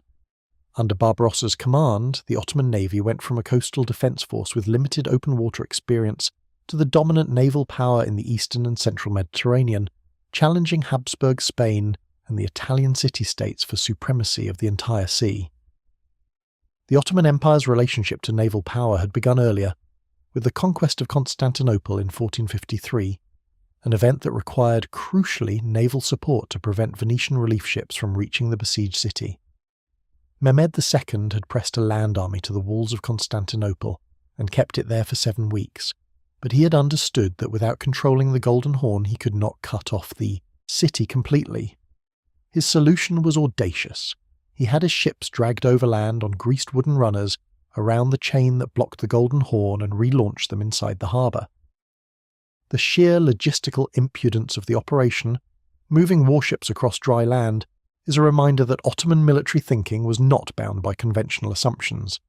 After the fall of Constantinople, which became Istanbul, the Ottomans inherited the city's extraordinary position at the junction of Europe, Asia, and the Black Sea, and they developed a genuine interest in naval power as an instrument of imperial expansion. The 16th century saw the Ottoman navy repeatedly clash with the combined fleets of Christian Europe, Venice, Genoa, the Papal States, Spain, in a series of conflicts that oscillated back and forth across the Mediterranean without either side achieving permanent supremacy. Barbarossa's most famous engagement was the Battle of Preveza in 1538, where the Ottoman fleet decisively defeated the combined Christian fleet assembled by Pope Paul III, a fleet that included Genoese, Venetian, Spanish, Papal, and Maltese contingents, and was commanded by the Genoese admiral Andrea Doria, one of the most experienced naval commanders in Europe. The Ottoman victory at Preveza effectively gave them control of the eastern Mediterranean for a generation, and Barbarossa returned to Istanbul in triumph, with captives and treasure and the enhanced reputation of a man who had beaten the assembled naval power of Catholic Europe. The Ottoman galleys of this period were the finest examples of a vessel type that had dominated Mediterranean warfare since antiquity. The war galley, long and low, powered primarily by oars, carrying a heavy gun or guns in the bow, and a complement of marines who would fight hand-to-hand once 2 vessels came alongside. The galley was suited to Mediterranean conditions. In a sea with light and variable winds, a vessel that could move independently of wind direction had an enormous tactical advantage, and the calm summer seas of the Mediterranean allowed the kind of low freeboard hull that would have been swamped in the North Atlantic. The high point and, paradoxically, the beginning of the end of Ottoman naval supremacy came at the Battle of Lepanto in 1571, the last great galley battle in history and one of the most significant naval engagements of the 16th century. The Ottomans had just captured Cyprus from Venice, in a brutal campaign that included the torture and execution of the Venetian commander Marcantonio Bragadin. They stuffed his skin with straw and sent it as a trophy to Constantinople, and the Holy League assembled by Pope Pius V was motivated in part by genuine outrage, and in part by the cold calculation that if the Ottomans took Cyprus, they would next move against Crete, Malta, and eventually Sicily. The battle was fought in the Gulf of Patras, off western Greece, on October 7, 1571. The Holy League fleet, commanded by Don John of Austria, an illegitimate son of the Holy Roman Emperor Charles V, met the Ottoman fleet, commanded by Ali Pasha, in a confrontation that lasted about 4 hours and resulted in the most complete naval victory of the 16th century. The Ottomans lost 210 of their approximately 230 ships, captured or sunk, and perhaps 30,000 men. It was a catastrophe of the first order, and then the Ottomans did something remarkable. They rebuilt the fleet within a year. The Ottoman Empire's industrial and financial capacity was sufficient to replace the material losses of Lepanto with extraordinary speed. The The political will was there too. Selim II and his Grand Vizier Sokolu Mehmed Pasha regarded Lepanto as a wound to Ottoman prestige that demanded immediate response, and they pushed the reconstruction of the fleet at a pace that astonished their enemies. Cervantes, who fought at Lepanto and lost the use of his left hand there, later wrote that it was the greatest occasion that the centuries have seen. He was not wrong about the scale. He could not have known that the man whose defeat he was celebrating would rebuild his fleet faster than anyone expected. The rebuilt Ottoman navy never quite recaptured the dominance of the Barbarossa era, partly because the strategic situation had shifted. Atlantic power was becoming more important than Mediterranean power as the centre of European wealth moved westward, and partly because the fundamental technology of warfare was changing in ways that would eventually make the galley obsolete. But for the century and a half between Barbarossa and Lepanto, the Ottoman navy was the most powerful fighting force in the Mediterranean, and it shaped the political geography of the region in ways that persisted for centuries. Portugal is a small country. It is approximately the size of the American state of Indiana, with a population in the early 15th century of perhaps 1 million people. It sits at the southwestern corner of Europe, with the Atlantic Ocean on 2 sides and Spain on the other 2, and for most of its medieval history it had been a minor player in European affairs, a recently reconquered Christian kingdom that had driven out its Moorish rulers and was now trying to figure out what to do next. What it did next was conquer the ocean. The series of events that we call the Age of Discovery began, in its organised form, with a Portuguese prince known to history as Henry the Navigator, who in 1415 helped lead the Portuguese capture of the Moroccan city of Ceuta, a crucial trading hub at the entrance to the Mediterranean, and then spent the next 4 decades organising and financing Portuguese exploration of the African coast. Henry was not himself a sailor. He was an administrator and a patron, a man who gathered cartographers, mathematicians, astronomers, and experienced sea captains at his court at Sagres on the southwestern tip of Portugal and pushed them, year after year, to go further south. The Atlantic was terrifying to European sailors of the early 15th century, and not simply because of ignorance. The ocean was genuinely dangerous in ways that Mediterranean sailing was not. The swells were larger, the weather more unpredictable, the currents stronger and stranger, the distances from any shore far greater. There was also the psychological barrier of the unknown. Medieval European cosmography included various concepts of what lay in the Southern Ocean: regions of boiling water near the equator, sea monsters, magnetic rocks that would pull the nails from a ship's hull, a southern hemisphere where the stars provided no guidance. Most of these were myths, but sailors who had never been south of the Canary Islands had no way of knowing which myths to discount. Henry's captains pushed past these fears incrementally, year by year. They rounded Cape Bojador in 1434, a significant psychological milestone because it was the furthest point south that Portuguese ships had previously reached, and mariners had believed it was a point of no return. They reached the Senegal River in 1444, Cabo Verde in 1456. By the time Henry died in 1460, Portuguese ships had explored over 3,000 kilometres of previously unknown African coastline. The project continued after Henry's death, driven now by purely commercial logic. The African coast was producing gold and slaves in quantities sufficient to make every subsequent voyage profitable, and the Portuguese crown maintained its monopoly over the trade. When Bartolomeu Dias rounded the Cape of Good Hope in 1488, surviving enormous storms that drove him far south before he discovered he had passed around the tip of Africa without realizing it, he established that the Indian Ocean was accessible from the Atlantic. The route to the spice markets of Asia, which European merchants had been trying to reach overland through territory controlled by Muslim intermediaries, was suddenly potentially open. Vasco da Gama made it real in 1498. His voyage from Lisbon to Calicut and back, roughly 24,000 kilometres in total, across ocean waters that no Portuguese ship had sailed before, was achieved with 4 small ships and 170 men, of whom roughly half died of scurvy and disease, and it returned to Portugal with a cargo of spices worth roughly 60 times the cost of the expedition. The economics was so overwhelming that the Portuguese crown immediately committed to a permanent oceanic empire, and within a decade Portuguese warships were in the Indian Ocean in force. What the Portuguese discovered when they arrived in the Indian Ocean was a trading world of extraordinary richness and complexity.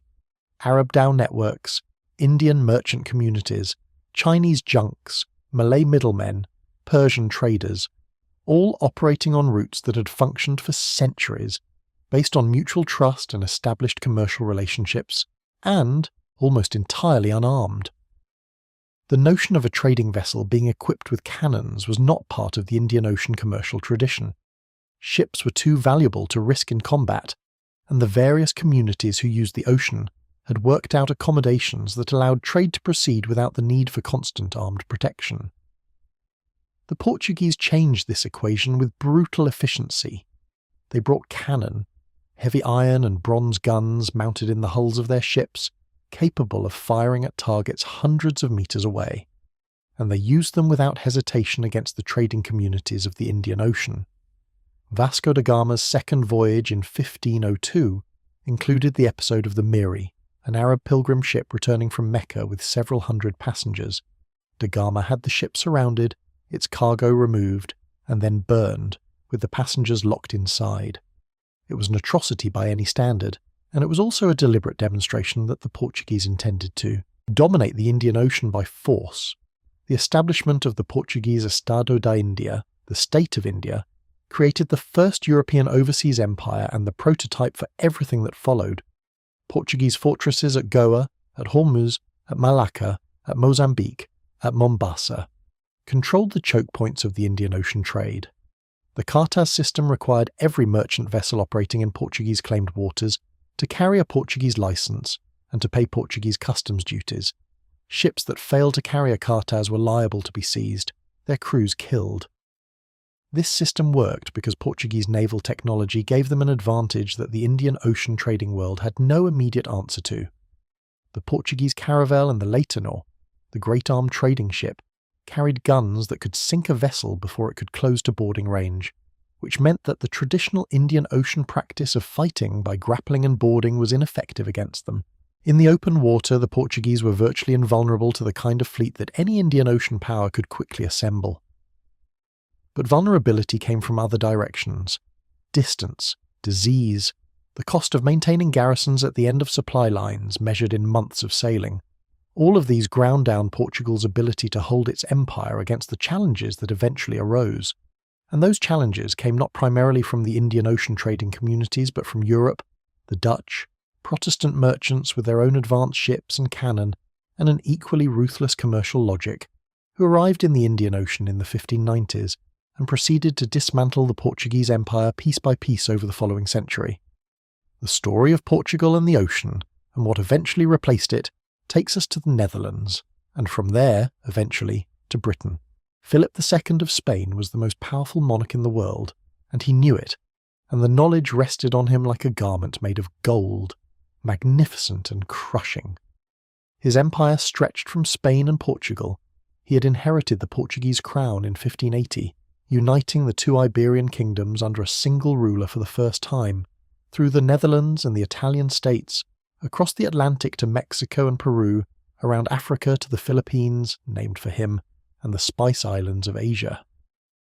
The silver of the New World flowed into Seville in quantities that dwarfed any other treasury in Europe, financing armies that marched from Flanders to Milan, financing a court that patronized Titian and built the Escorial, financing a global commercial empire that connected the mines of Potosi to the markets of Manila in a single imperial system. Philip also had a problem named England. Elizabeth I's England was, by the standards of the day, a second-tier power, a relatively small, relatively poor kingdom on the edge of Europe, whose navy was smaller than Spain's, whose army was a fraction of the size of the Spanish tercio, whose treasury could not begin to compete with the Andean silver that filled Philip's coffers. And yet England was a consistent, irritating, occasionally infuriating strategic problem for Spain. English privateers, Francis Drake most prominent among them, had been raiding Spanish shipping and Spanish coastal towns in the Caribbean with considerable success, sometimes with Queen Elizabeth's tacit approval and the thinnest possible cover of plausible deniability. English volunteers were fighting on the Protestant side in the Netherlands, where Philip was spending enormous resources trying to crush a rebellion that showed no signs of ending, and Elizabeth had in 1587 signed the death warrant of Mary Queen of Scots, Philip's preferred candidate for the English throne and the closest thing to a diplomatic card he held in his hand. The decision to launch an armada against England was not made lightly, and Philip was not a reckless man. He planned methodically and at great length, and the fleet he assembled by 1588 was a genuine demonstration of Spanish imperial power. 130 ships, carrying around 18,000 soldiers and 8,000 sailors, armed with roughly 2,000 guns, with orders to sail up the English Channel, rendezvous with the Duke of Parma's army of 17,000 veteran soldiers waiting in the Netherlands, transport those soldiers across to England, and deliver a decisive blow against the Protestant monarchy. The plan was carefully thought through and tactically impossible. The fundamental problem was the rendezvous. Parma's army needed to cross in flat-bottomed barges, which required calm water and protection from Dutch flyboats, shallow draft vessels that the Dutch rebels operated in the shoal waters along the Flemish coast.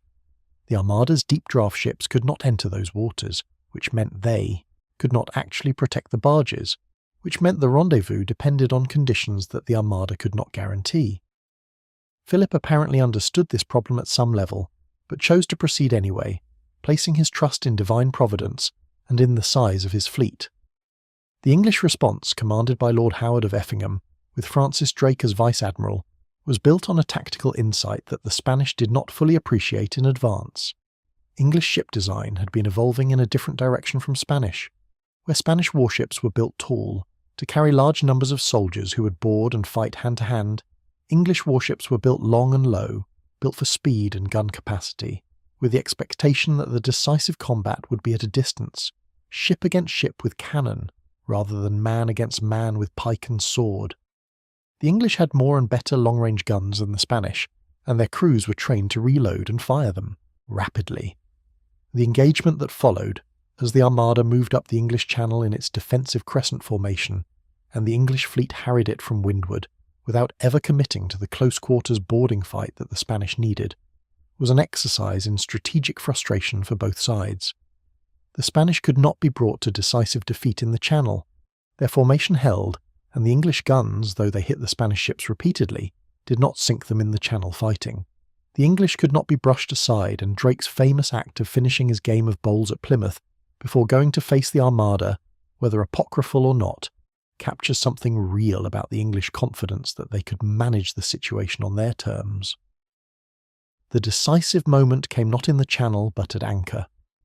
The Armada anchored at Calais, waiting for word from Parma that the embarkation was proceeding, and the English sent fire ships, 8 vessels loaded, with wood and pitch and set ablaze, drifting toward the anchored fleet on the wind and tide. The fire ships did not actually damage many Spanish vessels, but the panic they caused was catastrophic. The Armada cut its anchor cables and scattered in the dark, losing the defensive formation that had protected it throughout the Channel fight. The Battle of Gravelines the next morning was a genuine English victory, the first time the Spanish ships were damaged severely enough to matter. But even here, the Armada was not destroyed. It retreated northward, intending to sail around Scotland and Ireland and back to Spain. What finished it was the North Atlantic weather. Storms of exceptional severity struck the fleet as it rounded the north of Scotland, and the Spanish captains, in unfamiliar waters, without their anchor cables, in ships already damaged by combat, could not prevent their vessels from being driven onto the rocks. At least 24 ships were wrecked on the Scottish and Irish coasts with the loss of thousands of men. Spain recovered. Philip built new fleets. The strategic situation in the Atlantic was not transformed overnight by the Armada's failure, but something had changed in how European powers thought about naval power, and that something pointed toward England, toward a country that had built faster, more heavily armed ships, crewed them with experienced sailors who had been shaped by decades of privateering and exploration, and demonstrated that the greatest empire in the world was not invulnerable on the water. The lesson was not lost on the Dutch. The Dutch Republic should not have been a great power.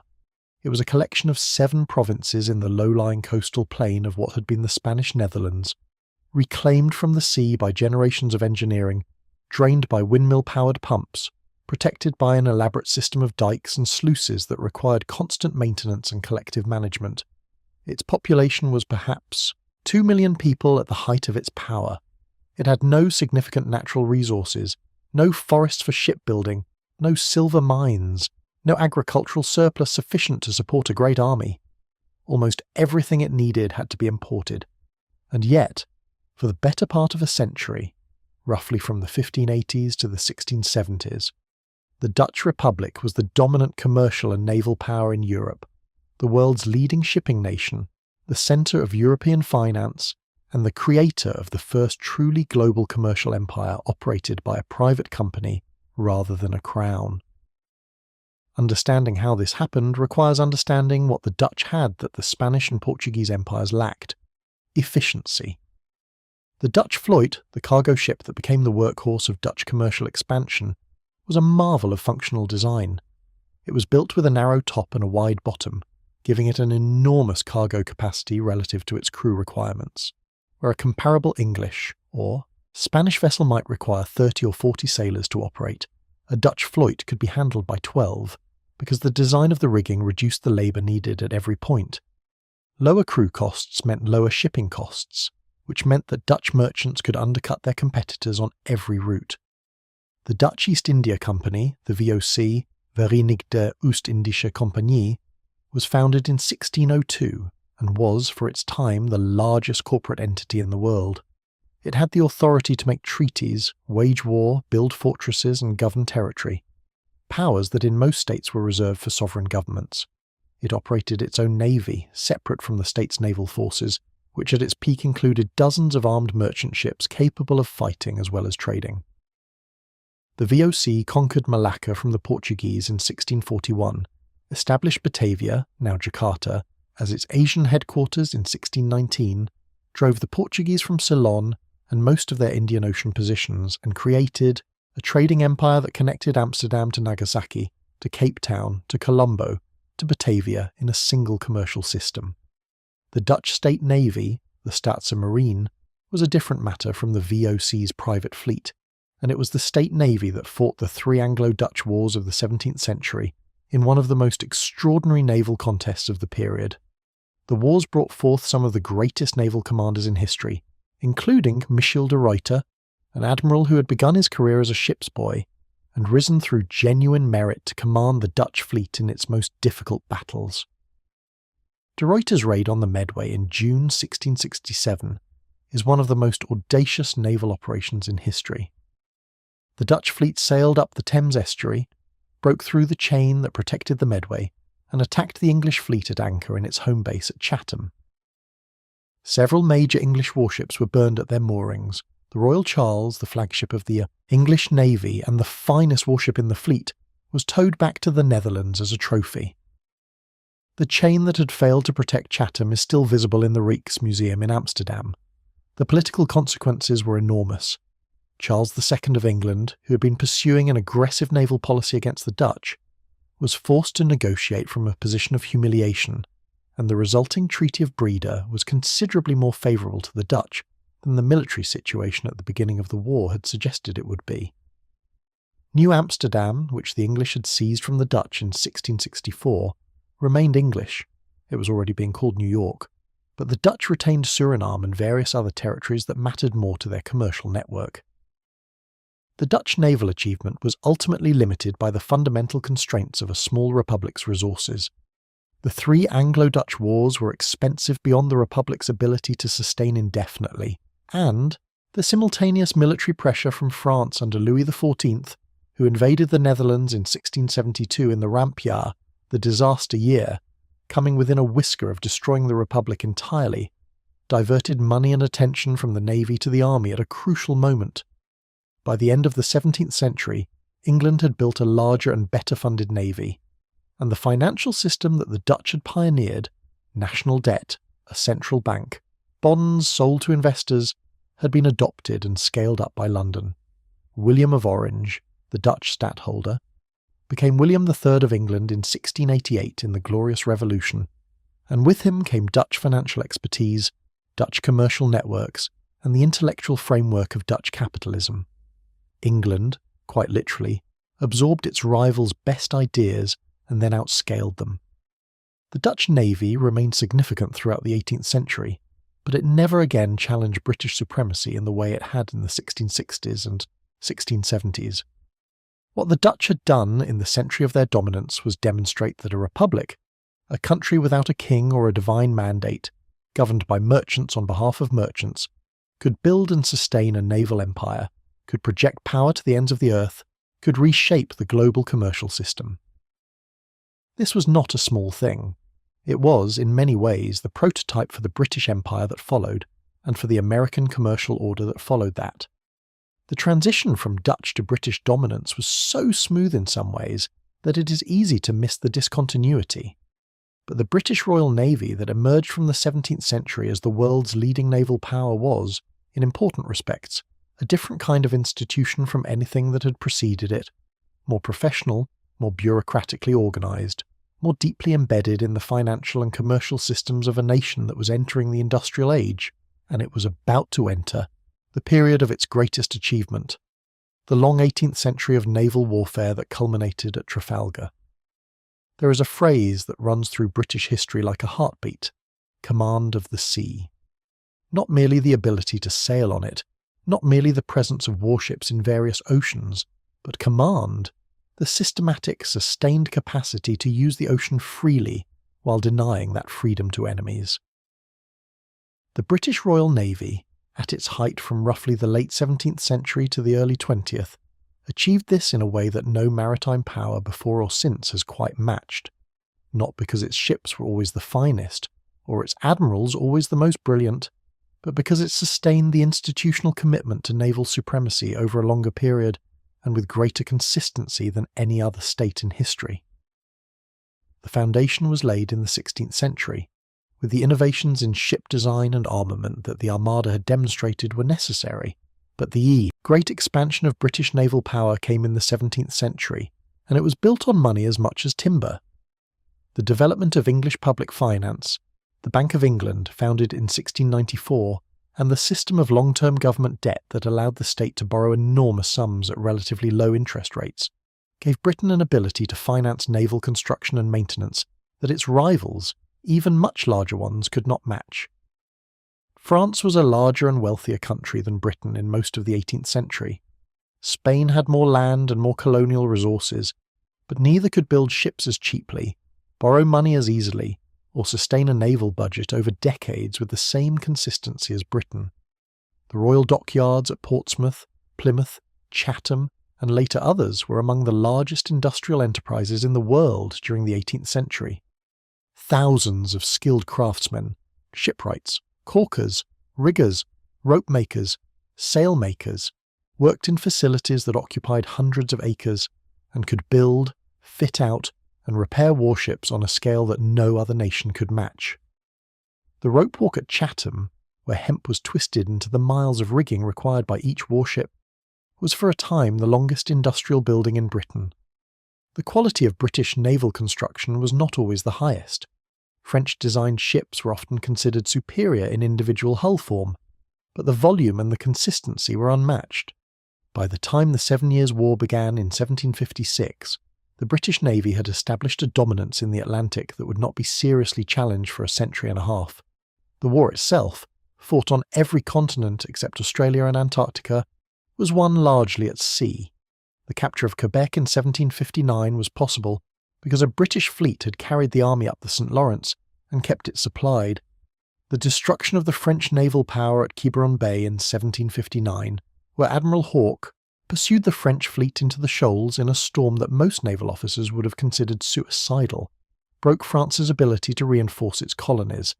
The conquest of Havana, Martinique, Manila, and other colonial prizes was achieved by amphibious operations that required sustained naval logistics. The loss of the American colonies in the Revolutionary War was a strategic setback that the British, characteristically, recovered from by doubling down on naval supremacy. The French intervention on the American side, combined with simultaneous war against Spain and the Netherlands, was the most dangerous strategic overextension Britain faced in the 18th century, and it survived it.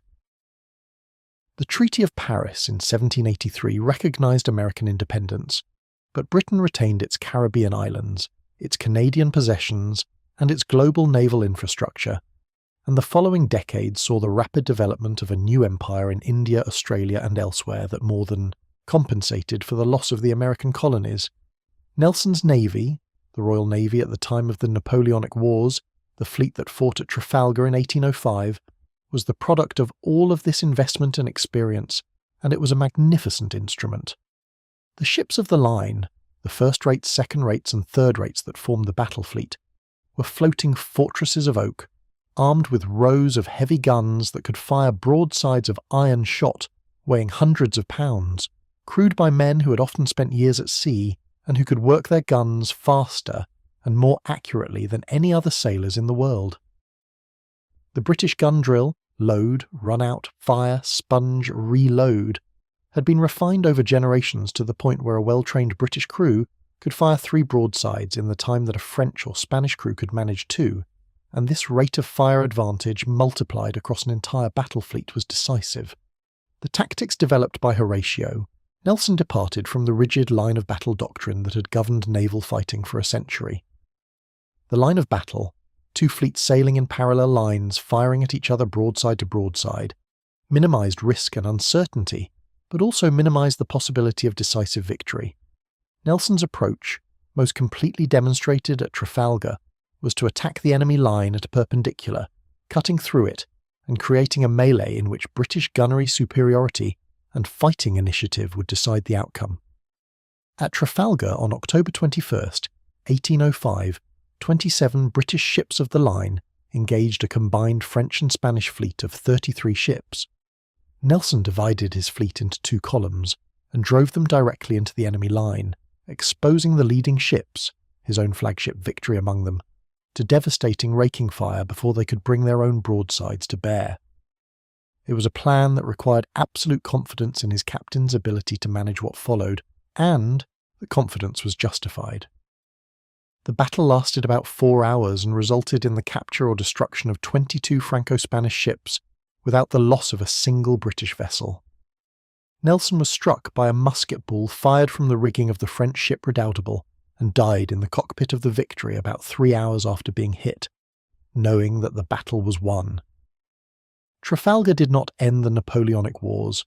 Napoleon was still the master of continental Europe and would remain so for another decade, but it ended any realistic French hope of challenging British naval supremacy, and it secured the oceanic dominance that Britain would maintain for the next century. Napoleon's response was the continental system, an attempt to cut Britain off from European markets through trade embargo, which ultimately hurt continental Europe as much or more than it hurt Britain, because British goods found other markets and European industries that depended on trade suffered from the blockade's disruptions. The century after Trafalgar saw the British Navy transform itself from a sailing navy into a steam navy, from wooden ships to iron and then steel, from smoothbore cannon to rifled guns, and then naval artillery of a completely different order. The technological changes were enormous, and the Navy managed them, sometimes with difficulty, sometimes with the institutional conservatism that large organisations always display when confronting change, but always within the fundamental framework of sustained, professional, well-funded naval supremacy.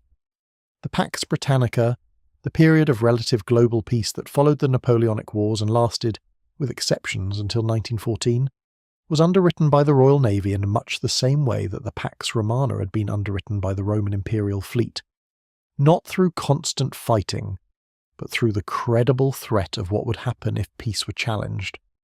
The suppression of the Atlantic slave trade, after 1807, when Britain banned the trade and committed the Navy to enforcement, required maintaining patrol squadrons off the West African coast for decades, an expensive, difficult, disease-ridden commitment that nevertheless resulted in the interception of over 1,500 slave ships and the liberation of approximately 150,000 enslaved people, in what was the largest maritime humanitarian operation of the 19th century. By 1914, the Royal Navy operated the largest and most powerful battle fleet in the world, 29 dreadnought battleships at the outbreak of war, with more building, along with battle cruisers, destroyers, and submarines in numbers that no other navy could match. The First World War's central naval engagement at Jutland in 1916 was the one moment when that supremacy was genuinely tested in open battle. The German High Seas Fleet, which had been built at enormous expense over the preceding decades specifically to challenge British supremacy, met the Grand Fleet in the North Sea in the largest battleship engagement in history. Jutland was tactically indecisive. Both sides made errors, both sides sustained significant losses, and the German fleet withdrew to port before the British could achieve the kind of annihilating victory that Trafalgar had been. But strategically it was a British victory, because the German fleet never came out to challenge British control of the North Sea again. The Kaiser's navy spent the rest of the war in harbour while the British blockade slowly strangled the German war economy, contributing to the collapse of 1918 more than any amount of North Sea manoeuvring could have done.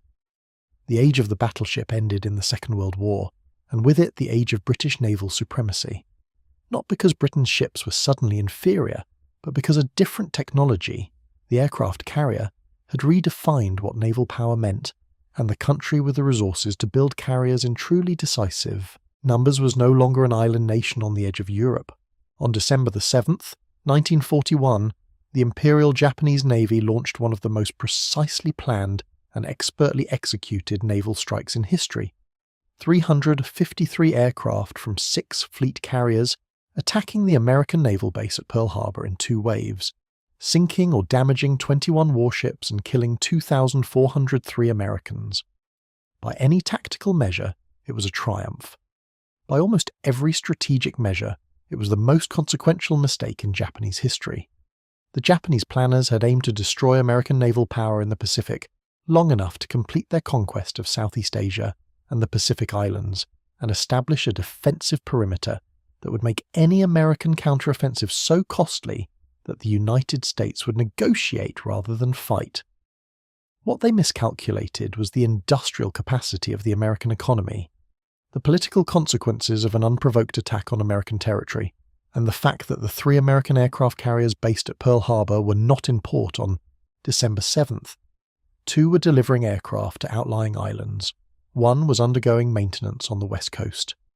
The carriers mattered because the war in the Pacific would be decided by aircraft carriers, not battleships, and the commanders who understood this fastest would win. The American Admiral Chester Nimitz, appointed Commander-in-Chief of the Pacific Fleet days after Pearl Harbor, grasped the new reality immediately, and the campaigns he directed over the next 3.5 years were built around carrier aviation in a way that had no precedent in naval history. The Battle of Midway in June 1942, 6 months after Pearl Harbor, was the turning point. The Japanese Navy, which had been operationally invincible since Pearl Harbor, sent its 4 best fleet carriers, Akagi, Kaga, Soryu, Hiryu, to complete the destruction of American naval power in the Central Pacific by capturing the atoll of Midway.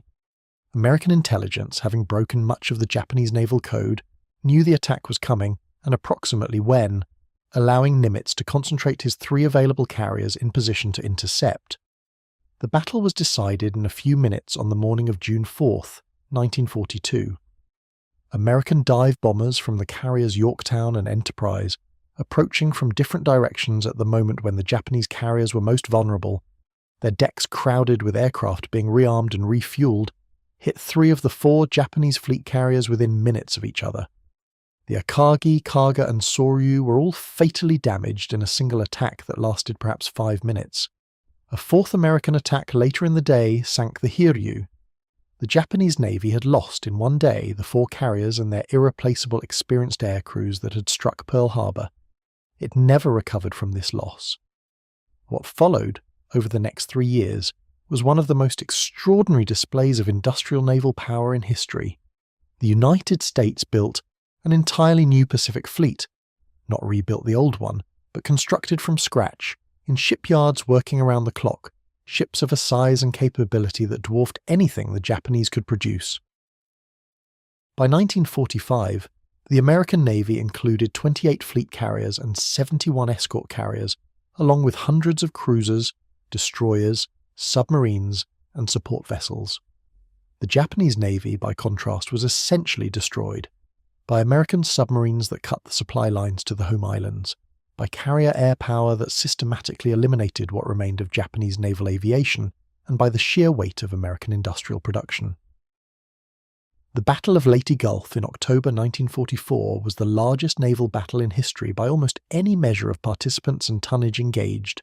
Over 300 ships on the American side, roughly 70 on the Japanese, fought over several days across an area of the Philippines that encompassed multiple separate engagements. It ended in the virtual destruction of the Japanese surface fleet, which never again posed a significant threat. The kamikaze attacks that followed, Japanese pilots flying their aircraft directly into American ships as a last resort, were a measure of desperation rather than strategic coherence, and while they inflicted real damage and casualties, they could not change the fundamental equation. The American Navy that emerged from the Second World War was, by any measure, the most powerful naval force in the history of the world. Its fleet was larger than the next several navies combined. Its carrier air wings gave it a striking range measured in hundreds of miles, rather than the gun ranges of previous naval warfare. Its submarine force had demonstrated the ability to strangle an island nation's economy from beneath the surface. Its logistics chain, the fleet train that kept ships at sea for months at a time, refueling and rereading them without returning to port, was a logistics achievement, without parallel in the history of naval warfare. And then came the nuclear age. The atomic bombs dropped on Hiroshima and Nagasaki in August 1945 ended the war with Japan and simultaneously transformed the strategic landscape in ways that took years to fully understand. The first nuclear weapons were delivered by aircraft, which meant that the carrier, the platform from which aircraft operated, suddenly had a potential role in nuclear warfare that elevated its strategic importance far beyond anything previously imagined. The American carriers of the late 1940s were modified to carry nuclear-armed aircraft, and the ability to bring nuclear weapons to within aircraft range of any coastline on Earth became a central element of American strategic planning. The development of the Polaris submarine-launched ballistic missile in the late 1950s added another dimension. Nuclear missiles that could be launched from submarines hidden beneath the ocean, untraceable, invulnerable to preemptive strike, representing a secure second strike capability that made nuclear war fundamentally less rational for any aggressor. The nuclear submarine transformed the undersea domain into a strategic environment of the first importance, and the competition between American and Soviet submarine forces during the Cold War was as significant and as dangerous as any surface fleet engagement. The American nuclear-powered aircraft carrier, the Nimitz class, the Gerald R. Ford class, represents in many ways the apex of conventional naval power, combining the firepower of a carrier air wing with the unlimited range and endurance that nuclear propulsion provides, the most expensive and complex naval vessels ever built, capable of projecting air power to any location on Earth within days of being ordered to move.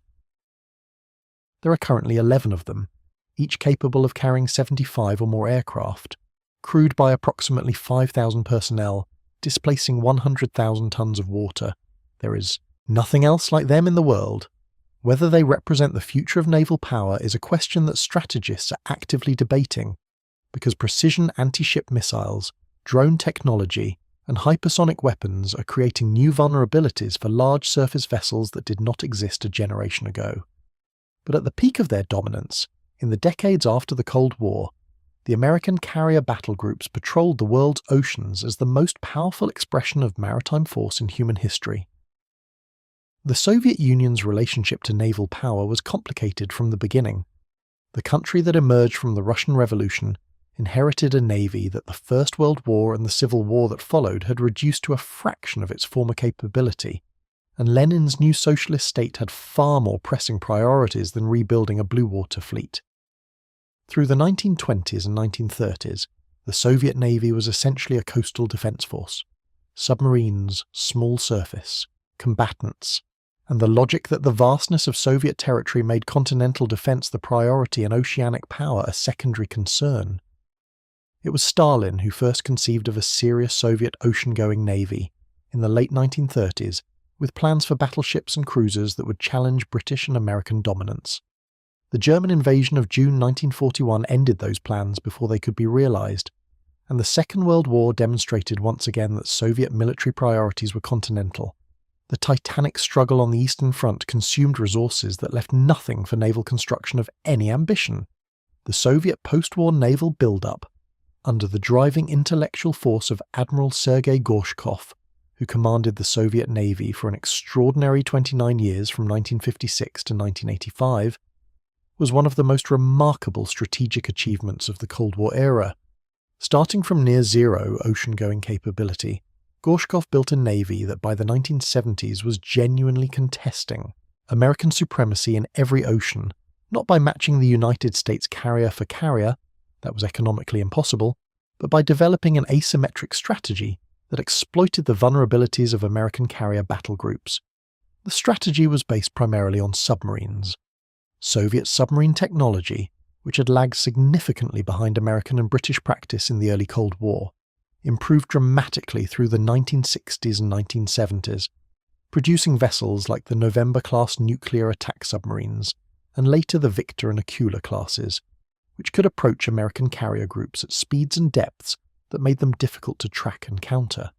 Soviet naval aviation developed long-range anti-ship missiles, the AS-4 Kitchen, the AS-6 Kingfish, designed to overwhelm carrier defenses through saturation attacks, firing so many missiles simultaneously that no defense system could intercept them all. The Soviet Navy's greatest achievement was probably the Typhoon-class ballistic missile submarine, the largest submarine ever built, displacing 48,000 tonners when submerged, armed with 20 R-39 ballistic missiles each, carrying up to 10 independently targeted nuclear warheads. A single Typhoon submarine could destroy 200 cities. There were 6 of them. They represented the ultimate expression of the Cold War logic that mutual assured destruction was the foundation of nuclear stability. You could not attack the Soviet Union without guaranteeing your own annihilation, because the submarines you could not find and could not destroy would still be out there, silent in the deep water, waiting. The Gorshkov Navy's global reach was demonstrated by the deployment of Soviet surface ships and submarines into every ocean. The first Soviet naval deployment to the Indian Ocean in 1968, the establishment of naval bases in Cuba, Vietnam, and various African nations, the regular patrol of Soviet submarines off the American coastline that was the mirror image of American submarine patrols off the Soviet coast. American naval planners had to take seriously the possibility that in a major conflict, Soviet forces could interdict Atlantic supply lines between North America and Europe, as the Germans had nearly done in 2 world wars. The Soviet Navy's weakness was logistics. The fleet train, the ability to keep ships at sea for extended periods without returning to port, was an area where the United States had a consistent and significant advantage, because the American global network of bases and allied ports gave its navy a reach that Soviet ships, with fewer friendly ports available, could not match. The Soviet Navy also suffered from the fundamental strategic problem of geography. To get from its main bases at Murmansk and Vladivostok to the open ocean, Soviet ships had to pass through choke points, the GIUK Gap, Greenland-Iceland United Kingdom in the North Atlantic, the Tsugaru or Sawyer Straits in the Pacific, that NATO forces were specifically prepared to control in wartime. The collapse of the Soviet Union in 1991 ended the Cold War naval competition, and the Russian Navy that succeeded it shrank dramatically and fell into serious decay throughout the 1990s. The fires and accidents of the post-Soviet Russian Navy, the sinking of the Kursk submarine in 2000 with 118 men aboard, became a symbol of institutional collapse, represented a fall from Cold War competition that was almost as dramatic as the rise that Gorshkov had engineered. Whether the Russian Navy of the 21st century or the growing Chinese Navy that has emerged as the most significant potential challenger to American naval supremacy, represents a genuine return to the kind of great power naval competition that characterized the Cold War remains to be seen. What is certain is that the ocean has not ceased to matter, that naval power has not ceased to determine the shape of the world, and that the question of who commands the sea remains as consequential in the present as it has been throughout all the centuries we have traversed tonight. We have sailed a very long way tonight. We have followed the cedar ships of the Phoenicians out into the Atlantic, navigating by a star that the Greeks would call the Phoenician star in their honour. We have rode the narrow waters of Salamis with Athenian oarsmen who knew they were fighting for the survival of something they could barely articulate, a way of life, a city, a political experiment that was only a generation old. We have watched Persian fireships try to break through the chain of the Golden Horn and fail, repelled by a weapon whose formula died with the civilization that created it. We have sailed the Indian Ocean with Zheng's treasure fleet, those impossible ships of a scale that seems almost mythological now, and felt the peculiar sadness of a world historical moment that was chosen against. We have weathered Atlantic storms with Portuguese sailors who were the first Europeans to round Africa, who were terrified and determined in equal measure, who made the world smaller by making the ocean crossable. We have watched the English Channel swallow the Armada's pride, and seen Dutch courage matched against English numbers, and followed Nelson's column driving into the Franco-Spanish line at Trafalgar on an October morning that changed the course of history. We have dived with American submarines beneath the Pacific and floated with aircraft carriers on seas that no wooden ship could have imagined. And now the question asks to be answered. Which navy, at its absolute peak, was the greatest? Let us be honest about what we are measuring, because the answer changes depending on the measure. If we measure by relative dominance, by how completely a navy controlled the waters of its known world, then Athens at the height of the Delian League, and Rome at the height of the Empire, and Britain between Trafalgar and the First World War all have compelling cases, because each of these navies was so superior to its contemporaries that the ocean effectively became an extension of its will. The Athenian fleet could go anywhere in the Aegean and expect to win. The Roman navy made the Mediterranean so safe for so long that its sailors primarily worked as logistics operators and lifeguards rather than fighters.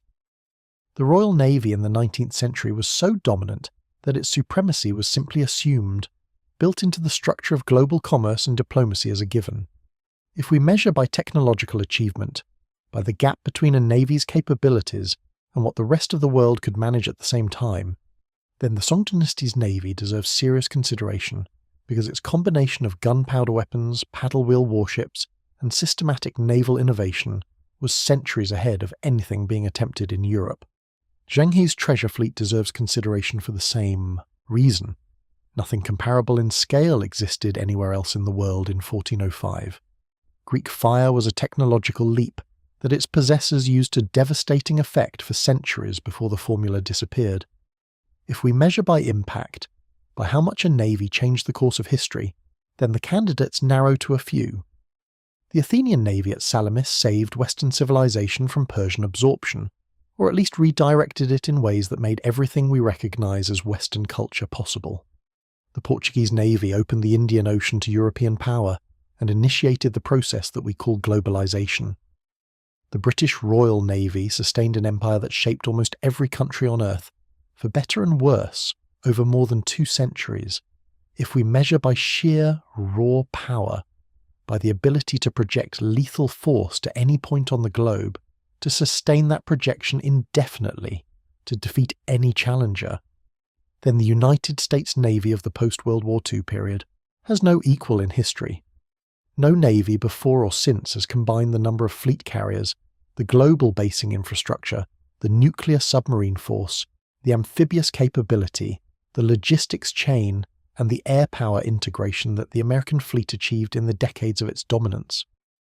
The other navies on our list were supreme in their regions and their eras.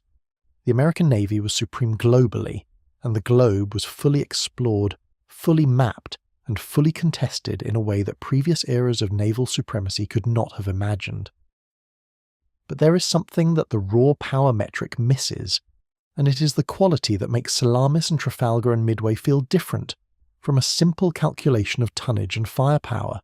It is the quality of will, the decision, made by ordinary people in extraordinary circumstances, to stake everything on the water. Themistocles convincing the Athenians to evacuate their city and trust their lives to wooden ships, the Portuguese, sailors pushing past Cape Bojador into the unknown ocean, not knowing what lay beyond and choosing to find out. Nelson signalling that England expects every man to do his duty, then leading from the front into fire that killed him. The dive bomber pilots at Midway, flying through anti-aircraft fire that turned the sky black, pressing their attacks home on the Japanese carriers and changing the war in 5 minutes. Naval power at its greatest has never been simply a matter of ships and guns. It has always been, at its core, a matter of people who understood the sea deeply enough to trust it, who were willing to live on it and fight on it and die on it in the pursuit of something larger than themselves. The Phoenicians, who first sailed past the Pillars of Hercules into the Atlantic, navigating by a star no one had used before, heading toward a coast they could only imagine. They were doing something that all the greatest navies of history have done, in their different ways and their different eras. They were choosing the sea over the safe shore. If pressed to name the single navy that most completely dominated its world at its peak, the most defensible answer is the Royal Navy in the century between Trafalgar and the First World War, because it combined the longest duration of absolute supremacy with the broadest geographic scope and the most consequential strategic effects. No navy before it was truly global. The Roman navy that comes closest was confined to the Mediterranean. No navy before it had such consistent technological and organisational investment over such a long period. And no navy before it underwrote such a transformation of the world's economic and political order, however ambiguous the moral character of that transformation. But this answer should not close our eyes to what the others achieved. Each in their time. Athens proved that democracy could build the most powerful fleet of its age. China showed that naval innovation could outpace the rest of the world by centuries before politics chose to abandon it. The Dutch proved that merchants could be warriors and that a republic could project power to the ends of the earth. The Vikings proved that engineering genius, more than numbers, could open an entire world to a small people with nothing but skill and courage and magnificent ships.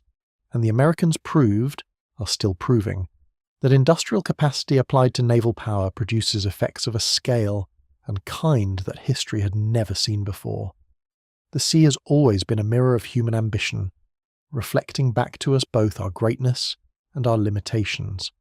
The empires we have visited tonight, the Phoenician trading networks, the Athenian democracy, the Roman peace, the Byzantine fire, the Arab dhow routes, the Viking longships, the Song paddle wheels, the Ming treasure ships, the Ottoman galleys, the Portuguese Carthage, the Spanish galleons, the Dutch fleet, the British ships of the line, the American carriers, all of them were expressions of what their civilizations most deeply wanted and most completely achieved.